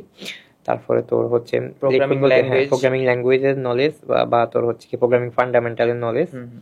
আর তারপর হচ্ছে তোর ক্লাউডের যদি নলেজ থাকে, বেসিক নলেজ, সিবিতে যা যা থাকে যেসব প্রজেক্ট লিখবে সেগুলোর পরিপূর্ণতা একটা ভালো ইয়েতে থাকে। এরপরে তোর হচ্ছে অপারেটিং সিস্টেম, আর হচ্ছে তোর যদি আমি বলি সিস্টেম ডিজাইন, রাইট? এগুলা ডেটা স্ট্রাকচার, এগুলা অনেকটা ওই ডেটা স্ট্রাকচারের মধ্যে কাভার হচ্ছে। এই টপিকগুলা বাহিরে তো মোটামুটি আর খুব একটা কোনো রকম প্রশ্ন আসে না, তাই না? না না না। আচ্ছা, যদি এমন হয়, ধর আমাদের অনেক জায়গায় আসলে প্রিপারেশনের এরকম অনেকগুলা কোর্স করায়, যে কেউ শুধু লিড কোড কোর্স করায়, কেউ শুধু ডেটা স্ট্রাকচারে কোর্স করায়। এমন যদি হয় যে আসলে সবগুলা একসাথে কোনো একটা প্যাকেজে পাওয়া যায়, তাহলে তোর কাছে বিষয়টা কেমন মনে হবে? আসলে এটা তো একটা খুবই ভালো উদ্যোগ, যে সবগুলা বিষয় যদি আমি এক জায়গায় পাই সেক্ষেত্রে আমার খুবই একটা, মানে আমার উপকারে আসতেছে। কারণ আমার এক একটা টপিকের জন্য যদি আমি এক একটা প্ল্যাটফর্মে ঘুরি বা এক একটা প্ল্যাটফর্মে যাই, সেক্ষেত্রে আমার অনেক টাইম যাচ্ছে, অনেকটা টাইম কনজিউমিং হচ্ছে, এটা টাইমটা আমার অনেক টাইম লাগে যাইতেছে। সেক্ষেত্রে আমার যে নলেজটা লাগবে, সেই স্পেসিফিক নলেজ গ্যাদার করতে আমার টাইমটা হিউজ হচ্ছে। তো সেই ক্ষেত্রে আমাদের টাইম কনজিউমিং এর একটা বিষয়টা চলে আসে যদি আমি একই প্ল্যাটফর্মে সব পেয়ে যাই স্টেপ বাই স্টেপ, সেক্ষেত্রে কিন্তু আমি যদি একটা আমাকে বিগিনার লেভেলে চিন্তা করি এবং ওই এক প্ল্যাটফর্ম থেকে আমি সব যদি ধারণা পাই, সেক্ষেত্রে আমার তো খুব উপকার হবে। সেক্ষেত্রে আমি আমার যে বেসিক ধারণা সব ক্লিয়ার করতে পারবো এবং একটা থেকে কিন্তু আমি সব জিনিস পেয়ে যেতেছি, যে আমার এটার যে ক্যারিয়ার গোল, সেই ক্যারিয়ার গোলে আমি কিভাবে অ্যাপ্লাই করবো, আমার প্রজেক্টে কিভাবে অ্যাপ্লাই করবো, সবকিছু কিন্তু আমি এক প্ল্যাটফর্মে পেয়ে যাই। তাহলে সেক্ষেত্রে আমার খুবই উপকার হবে। এটা তো সফটওয়্যার ইঞ্জিনিয়ারিং এর ক্ষেত্রে, তাই না? হ্যাঁ, হ্যাঁ। সফটওয়্যার ইঞ্জিনিয়ারিং ক্ষেত্রে এই জিনিসগুলো তার লার্নিং লাগতেছে। তার মানে এই হচ্ছে টোটাল তার একটা পাথ, ক্যারিয়ার পাথ। সে যদি ক্যারিয়ার পাথ চিন্তা করে আমি কি কি আসলে প্রিপারেশন নিব এবং সেই টপিকের নলেজ গুলা কি কি, রাইট রাইট। আচ্ছা, এখন তুই আমার তাহলে এখানে বল যে আসলে দেখা যাচ্ছে যারা সফটওয়্যার ডেভেলপমেন্টে ইন্টারভিউ দেয়, রাইট? সো সফটওয়্যার ডেভেলপমেন্টে কিন্তু সেম ধরনের ইন্টারভিউ না। তারা দেখা যায় সে হচ্ছে iOS ডেভেলপার, তার iOS এর কিছু প্রশ্ন আসে। আবার দেখা যায় যে প্লাটার ডেভেলপার, প্লাটারের প্রশ্ন আসে। অবশ্যই বেসিক এর নলেজ গুলো তার লাগে, ফান্ডামেন্টাল বা ওগুলো যে প্রোগ্রামিং এর কিছু যে নলেজ আছে, ডেটা স্ট্রাকচার, ওগুলো সবাই কম বেশি চায়। বা দেখা যায় সিবিতে অনেকেই এইসব কারণে বাদ যায়, সে বোঝেও না, রাইট? আমরা নিজেরাও যখন হায়ারিং করি আমরা কিন্তু এইভাবে প্রায়োরিটি করে ফেলি যে দুইজনই iOS জানে বা দুইজনই প্লাটার জানে, কিন্তু প্লাটার দুইজন জানার পরেও দেখা যায় তার আসলে ফান্ডামেন্টাল নলেজ গুলা ভালো এবং তার ইন্টারভিউ বোর্ডে সেরকম পারফরমেন্স করতেছে, তখন কিন্তু সে প্রায়োরিটি পেয়ে যায়, তাই না? তো এখন তুই আমার এখানে বল যে সফটওয়্যার ডেভেলপার বা সফটওয়্যার ইঞ্জিনিয়ার এগুলোর মধ্যে পার্থক্য কি, বা এইসব রিলেটেড যে ইউজারদের মনে কিছু কোশ্চেন থাকে, রাইট? তো এইগুলা নিয়ে তুই একটু শর্ট একটু বল। এগুলো নিয়ে বলতে গেলে আসলে সফটওয়্যার ডেভেলপার আর সফটওয়্যার ইঞ্জিনিয়ার মধ্যে বিভিন্ন টাইপের পার্থক্য আছে। যে তাদের বেসিক যে টাইপগুলা হচ্ছে, যে সফটওয়্যার ডেভেলপার হইতে পারে একটি স্পেসিফিক ল্যাঙ্গুয়েজের জন্য। সাপোজ আমি ফ্লাটার ডেভেলপার বা আমি পাইথন ডেভেলপার, আমি জাভা ডেভেলপার, একটি স্পেসিফিক ল্যাঙ্গুয়েজ, বা আমার সাপোজ আমি ডেটাবেস ডেভেলপার, আমি ডেটাবেজে কাজ করি, তো স্পেসিফিক ডেভেলপার হিসেবে আমি জয়েন করতেছি যখন আমি কোনো কোম্পানিতে জয়েন করি। বাট আমি যখন একজন সফটওয়্যার ইঞ্জিনিয়ার হিসেবে জয়েন করি, সেক্ষেত্রে কিন্তু আমার সব ক্ষেত্রেই আমার বেসিক আইডিয়াগুলো লাগে। যেমন আমি একজন সফটওয়্যার ইঞ্জিনিয়ার, আমি কিন্তু শুধু ফ্লাটারে ডেভেলপ করবো যে এমনটা না, বা আমি শুধু পাইথনে বা জাভাতে ডেভেলপ করবো এমন না। আমার প্রজেক্ট অনুযায়ী যদি আমার কাজ আসে, সেক্ষেত্রে আমার হয়তো বা পাইথনেও কাজ করতে হইতে পারে, আবার জাভাতেও কাজ করতে হইতে পারে। এবং সেক্ষেত্রে আমাদের ক্লাউডের যে নলেজগুলো, ক্লাউডের নলেজগুলো জানা লাগবে। যেমন আমার AWS নিয়ে আমি কাজ করতেছি, AWS এর নলেজ আছে, বা আমি গুগল GCP নিয়ে কাজ করতেছি, গুগল ক্লাউড প্ল্যাটফর্ম নিয়ে, সেখানে আমার নলেজটা কাজে লাগতেছে। তো এবং আমি গিট নলেজগুলো আছে, এবং আমার যে others bug fixing, debugging, problem solving যে নলেজগুলা, আমার যে বেস্ট প্র্যাকটিসগুলা, ইফিশিয়েন্ট কোড করা, ডিজাইন প্যাটার্নগুলা, আরো যে আর্কিটেকচার লেভেলের নলেজগুলো, সেগুলোও কিন্তু আমার কাজে লাগতেছে। সফটওয়্যার ইঞ্জিনিয়ার হলে মাথায় সেট করা লাগবে যে আমি কোনো স্পেসিফিক ল্যাঙ্গুয়েজ নিয়ে কাজ করব না, বা আমি স্পেসিফিক একটা আইডিয়া নিয়ে শুধু কাজ করতেছি না। এখানে কিন্তু ইনোভেটিভ আইডিয়া থাকতে পারে, আমার ইনোভেটিভ প্ল্যাটফর্মে কাজ করা লাগতে পারে, এবং বিভিন্ন ল্যাঙ্গুয়েজ, কোম্পানির নিত্য নতুন যে সমস্যাগুলো আছে সেটার সাথে সে খাপ খাইতে হবে, রাইট? নট যে আমি আসলে লারাবেল শিখছি সবকিছু লারাবেল দিয়ে সলভ করবো, বিষয়টা এমন না। আমার যখন যেটা আসবে নিত্য নতুন সমস্যা, সেটার জন্য যেই সিস্টেমটা অ্যাপ্লাই করা উচিত সেটা আমি না জানলেও ইনস্ট্যান্ট আমি কিছু জিনিস লার্ন করে অ্যাপ্লাই করতে হবে, যেটাকে প্রোঅ্যাক্টিভ বলে। প্রোঅ্যাক্টিভের হচ্ছে গিয়া ইনস্ট্যান্ট কোনো কিছু না জানলে, তো এই জন্য সিবিতে স্কিল গুলো ইম্পর্টেন্ট। অনেকে যেমন যদি লেখে যে প্রোঅ্যাক্টিভ, তার মানে সে বুঝে যে আসলে এই ইউজার আসলে তেমন এই যে টপিক জানে দ্যাটস এনাফ, কিন্তু কিছু টপিক লাগবে যেটা আমার আসলে এরকম ক্যান্ডিডেট লাগবে। তো দেখা যায় এরকম বিগিনার লেভেলের ক্যান্ডিডেট যখন আমি নিব, তখন আসলে প্রোঅ্যাক্টিভ ইউজারকে আমি ফোকাস করবো, রাইট? কারণ সে প্রোঅ্যাক্টিভ মানে কি, সে আসলে আগের টপিক গুলো সে যখন শিখছে অনেক বেশি টাইম লাগে নাই, অথবা তার যেহেতু একটা স্পেসিফিক রোলে সে প্লে করতেছে, সে পরবর্তী রোলটা সে খুবই স্মার্টলি হ্যান্ডেল করতে পারবে, তাই না? তো এই জন্য সিবিতে অনেক বেশি স্কিল লিখতে হয় না। আমার বাছাই করা 5টাই স্কিল লিখবো, যে 5টাই স্কিল দিয়ে আমার আসলে অনেকগুলো গুণ মানে কোয়ালিটি ডিফাইন হয়ে যাবে, তাই না? রাইট। আমার সিভিটা যত শর্ট করে আমার কোয়ালিটিটাকে যত ফোকাস করতে পারবো, সেই ক্ষেত্রে তার চান্সটা অনেক থাকে। যখন একটা সিভি স্ক্রিনিং করা হয়, যে লং সিভি গুলা কিন্তু সহজে মানে ওইরকম ফোকাসে আসে না, যে এই ছেলেটা এত কিছু লিখছে, কিন্তু একটা শর্ট সিভি কিন্তু স্পেসিফিক কোয়ালিটি সম্পূর্ণ, যে আমার এই স্কিল গুলাই আছে যেটা আমার জবের ক্ষেত্রে ম্যাচ করতেছে, ওই স্কিল গুলাতে ফোকাস করে আমি সিভিটাকে আমি লিখছি। তো ওই জিনিসগুলাই আসলে তাদের চোখে পড়ে। তো একজনের অনেকগুলো স্কিল থাকলেও সে শুধু স্পেসিফিক রোল অনুসারে তার ওইভাবে সিভিটা ডেভেলপ করা উচিত। আর অনেকগুলা প্রজেক্ট থাকলেও তার আসলে সবগুলো শো করা প্রয়োজন নেই, কারণ আমি যেটা শো করব ওইটাতে আমার খুবই দক্ষ হইতে হবে, এবং ভালো একটা project is more than enough, right? একটা দুইটা project is more than enough. তো এই বিষয়গুলো আসলে অনেকেই বোঝে না, সিবিতে কি দিবে না দিবে। সিবি একটা অনেক পৃষ্ঠা করে, আবার অনেকে লিখারও কিছু পায় না। দুইটাই সমস্যা, যে লিখে না তারও সমস্যা, যে অনেক যে বেশি অনেক লিখে। বেশি লেখে তার সমস্যা। আবার অনেকের অনেক বেশি স্কিল থাকার ফল লিখে, সেটা ডিফারেন্ট, সেটা অবশ্যই ইউনিক, বা ওইরকম মানুষজনের কোনো সাজেশন আমরাও দিতে পারবো না, তারা অনেক বেশি অ্যাডভান্স, তাই না? Right. তো এ হচ্ছে গিয়ে বিষয়টা।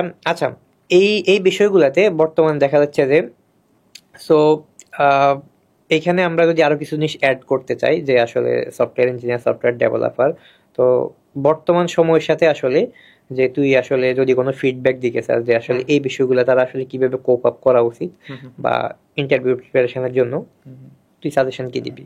যদি সফটওয়্যার ইঞ্জিনিয়ারের কথা বলি, যেহেতু আমি as a software engineer, senior software engineer হিসেবে কাজ করতেছি, তো সেক্ষেত্রে আমি সফটওয়্যার ইঞ্জিনিয়ারদের বলতে পারবো যে তাদের যে আইডিয়াগুলো, বেসিক আইডিয়া বিভিন্ন প্রোগ্রামিং ল্যাঙ্গুয়েজের, তাদের কোনো স্পেসিফিক ল্যাঙ্গুয়েজের মধ্যে আটকে থাকা যাবে না যে আমার একটা প্রবলেম আসছে যে আমি শুধু পাইথন দিয়ে সলভ করবো সবসময়, এমনটা না। তার মাথায় সেট থাকতে হবে আমার এই একটা প্রজেক্টে কোন ল্যাঙ্গুয়েজটা ইফিসিয়েন্টলি হ্যান্ডেল করা যাবে, কোন, সাপোজ আমার একটা সিস্টেম ডিজাইনটাকে, যেমন একটা আর্কিটেকচার অ্যাপ্লাই করতে চাই, তাকে স্টাডি করতে হবে যে আমার এই প্রজেক্টের জন্য কোন আর্কিটেকচারটা অ্যাপ্লাই করলে আমার প্রোডাক্টটা পারফেক্ট থাকবে, ইফিসিয়েন্ট থাকবে, এবং সেই প্রোডাক্টটা অনেক ইউজেবিলিটি থাকবে, এবং যাতে ইউজারদের সেই প্রোডাক্টটা অনেক পছন্দ হয়, এবং তাতে টাইম ম্যানেজমেন্ট, কস্টিং, তাদের মেমোরি ম্যানেজমেন্ট, তাদের যেই প্রজেক্টের যেই ডেভেলপমেন্ট টাইম, সেগুলো যেন সবকিছু কম টাইম লাগে এবং কম কষ্টে করা যায় কিভাবে, সেগুলো নিয়েও তাদের স্টাডি করতে হবে। এবং সফটওয়্যার ইঞ্জিনিয়ার হিসেবে জয়েন করলে তার আরেকটা জিনিস সেট করা লাগবে যে আমার বাগ ফিক্সিং হইতে পারে। সাপোজ আমি যে কোনো জায়গায় বাগ ফিক্স করতে আসতে পারে, যেমন আমার একটা অটোমেশনে বাগ আছে, তো আমার আজকে অটোমেশনে একটা টাস্ক আসছে যে বাগটা ফিক্স করতে হবে, তো এই মেন্টালিটি রাখতে হবে যে আমি অটোমেশনেও কাজ করব। সাপোজ আমার কালকে ডেটাবেজে একটা বাগ আসছে, ডেটাবেজ সিস্টেমে, তো আমার ওই সিস্টেমের বাগটা ফিক্স করার আমার মেন্টালিটি সেট করে রাখতে হবে। টোটালি তাদের কোনো মাইন্ডসেট থাকা যাবে না যে আমি একটা ল্যাঙ্গুয়েজ নিয়েই কাজ করব বা আমি একটা প্ল্যাটফর্মেই কাজ করব, এরকম কিছু তাদের ইয়ে থাকতে হবে না।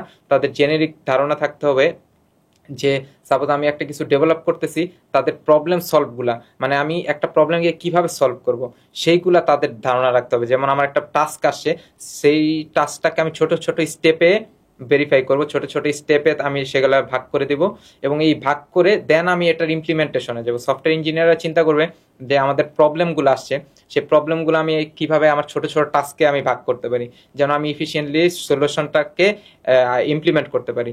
ফার্স্টেই আমার ইমপ্লিমেন্টেশনে জাম্প করা যাবে না। আমার ফার্স্টে যে প্রবলেমটা থাকবে সেগুলোকে আমি ছোট ছোট টাস্ক করে সেগুলোকে আমি ডিফাইন করব যে আমার এই প্রবলেমগুলো আছে, আমার এই স্টেপে আগাইতে হবে। আমি স্টেপটা যেহেতু ডিফাইন করে ফেলছি, দেন আমাদের 60% কিন্তু এই টাস্কটা ডান হয়ে যায় আমাদের স্টেপেই। যে আমরা একটা থিঙ্ক করছি, আমাদের এই থিঙ্কের যে ইমপ্লিমেন্টটা, এটা হইতেছে পরের বিষয়, কিন্তু আমরা থিঙ্ক করছি, স্টেপ বাই স্টেপ সাজাইছি, প্রবলেমটাকে ছোট ছোট প্রবলেমে ডিফাইন করে দিছি, দেন আমি যখন ইমপ্লিমেন্টেশনে যাব তখন আমার জন্য কাজটা সোজা হয়ে যাইতেছে।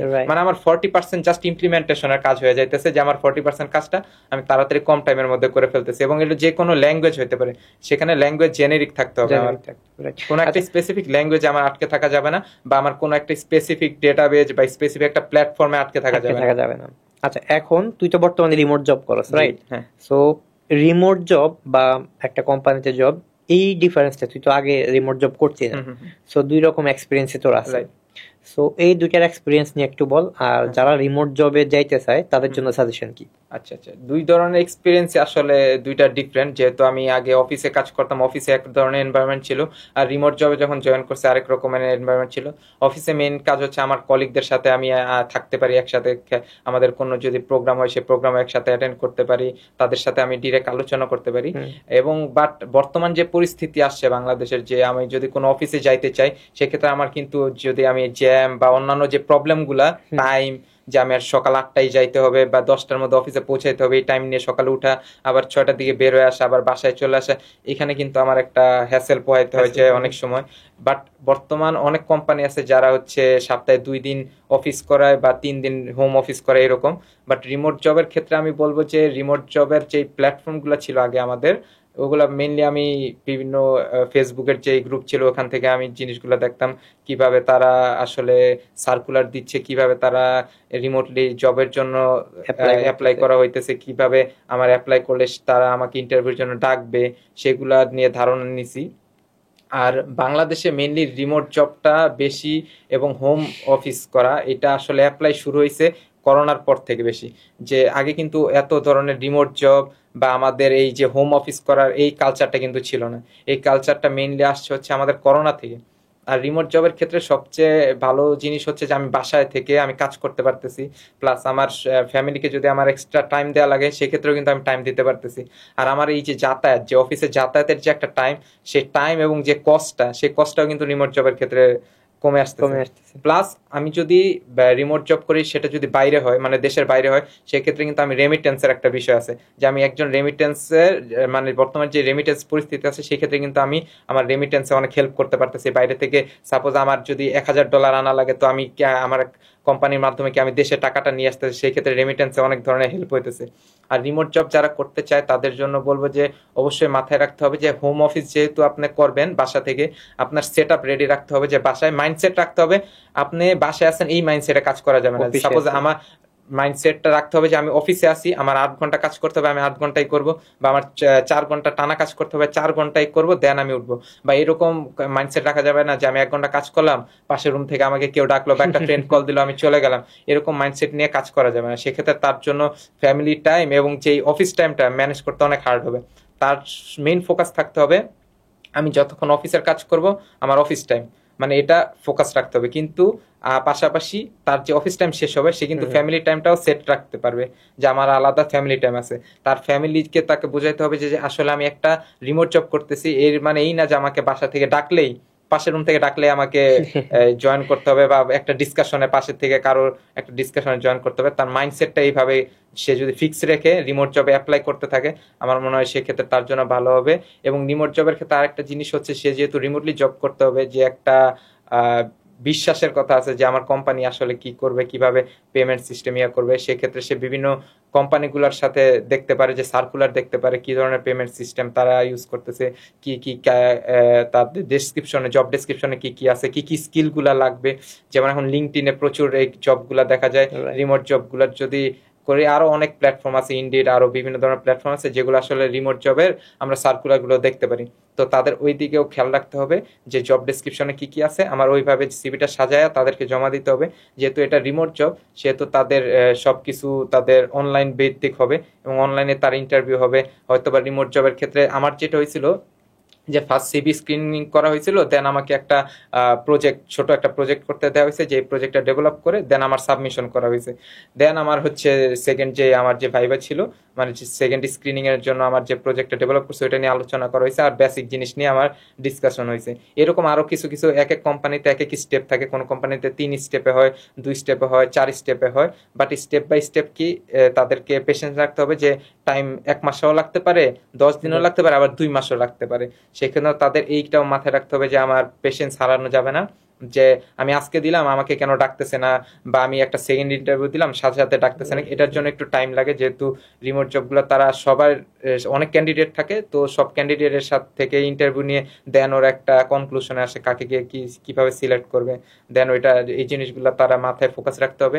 আরেকটা জিনিস মাথায় ফোকাস রাখতে হবে, যখন তারা রিমোট জব করতেছে তাদের ব্যালেন্স করতে হবে, লাইফ ব্যালেন্সিং যেটা বিষয়টা, যে তাদের টাইম ম্যানেজমেন্টটাই অনেক খেয়াল রাখতে হবে। সাপোজ সে একটা রিমোট জবে জয়েন করলো, একটা টাস্ক দিল, কিভাবে টাইম ম্যানেজমেন্ট করবে, কিভাবে কমিউনিকেট করতে হবে। যেমন আগে আমাদের অফিসে যদি জব করে সে ডিরেক্ট একটা কলিগের সাথে কথা বলতে পারতেছে, বাট রিমোটলি জব করতে হলে তার অনলাইন ভিত্তিক যে প্ল্যাটফর্মগুলো আছে ওটার সাথে কমিউনিকেট করতে হবে। তো ওইভাবে তার আসলে সবার সাথে কমিউনিকেশনটা বাড়ানো লাগবে, তার যাতে কোনো কমিউনিকেশন গ্যাপ না থাকে। কারণ সে একটা টিমে জয়েন করছে, তার মধ্যে যদি কমিউনিকেশন গ্যাপটা থাকে সেক্ষেত্রে একটা ইস্যু হবে, এবং সে কিন্তু তাকে একটা প্রবলেম বা একটা টাস্ক দেওয়া হলো সেটা সলভ করতেও কিন্তু তার অনেক টাইম লাগবে, এবং তার কোপ আপ করতেও কিন্তু অনেকটা টাইম লেগে যাবে। যে একটা কমিউনিকেশন স্কিল কিন্তু আরেকটা গুরুত্বপূর্ণ ভূমিকা। যেমন যখন সে জব খুঁজবে, অনেক সময় দেখা যায় বড় বড় কোম্পানিগুলোর ক্ষেত্রে যেখানে অনেক বেশি একটা পজিশনের এগেনস্টে অনেক বেশি পরিমাণে অ্যাপ্লাই হয়, তখন এইচআর এর সাথে আলাদা করে খুঁজে এইচআর কে বের করা লাগে, লিঙ্কডইনে খুঁজে আছে সুন্দর মতো যখন কথাবার্তা বলা হয় তখন কিন্তু তার চান্স রেটটা একটু বেড়ে যায়, তাই না? এই যে পুরো সিস্টেমটা আসলে এটাও কিন্তু আমরা আমাদের ইন্টারভিউ প্রিপারেশন করছে এই জিনিসগুলো দেখা দিচ্ছি, বিহেভিয়ারাল কিভাবে থাকবে না থাকবে। এবং ওই যে শাকিল ভাই নিছে এগুলা ফেসবুকের, উনি এখন ফেসবুকে আছে, তো উনি এই বিষয়গুলো খুবই সুন্দর মতো এখানে ফুটে তুলছে আর কি। যাই হোক, তো আমরা মোটামুটি পডকাস্টের শেষের দিকে, তো তো যদি ওভারঅল সামারি কোনো থাকে যে আসলে অডিয়েন্সের সম্পর্কে বলার জন্য, কোডিং ইন্টারভিউ বা সফটওয়্যার ইঞ্জিনিয়ারিং বা এইসব নিয়ে একটু বলতে পারো।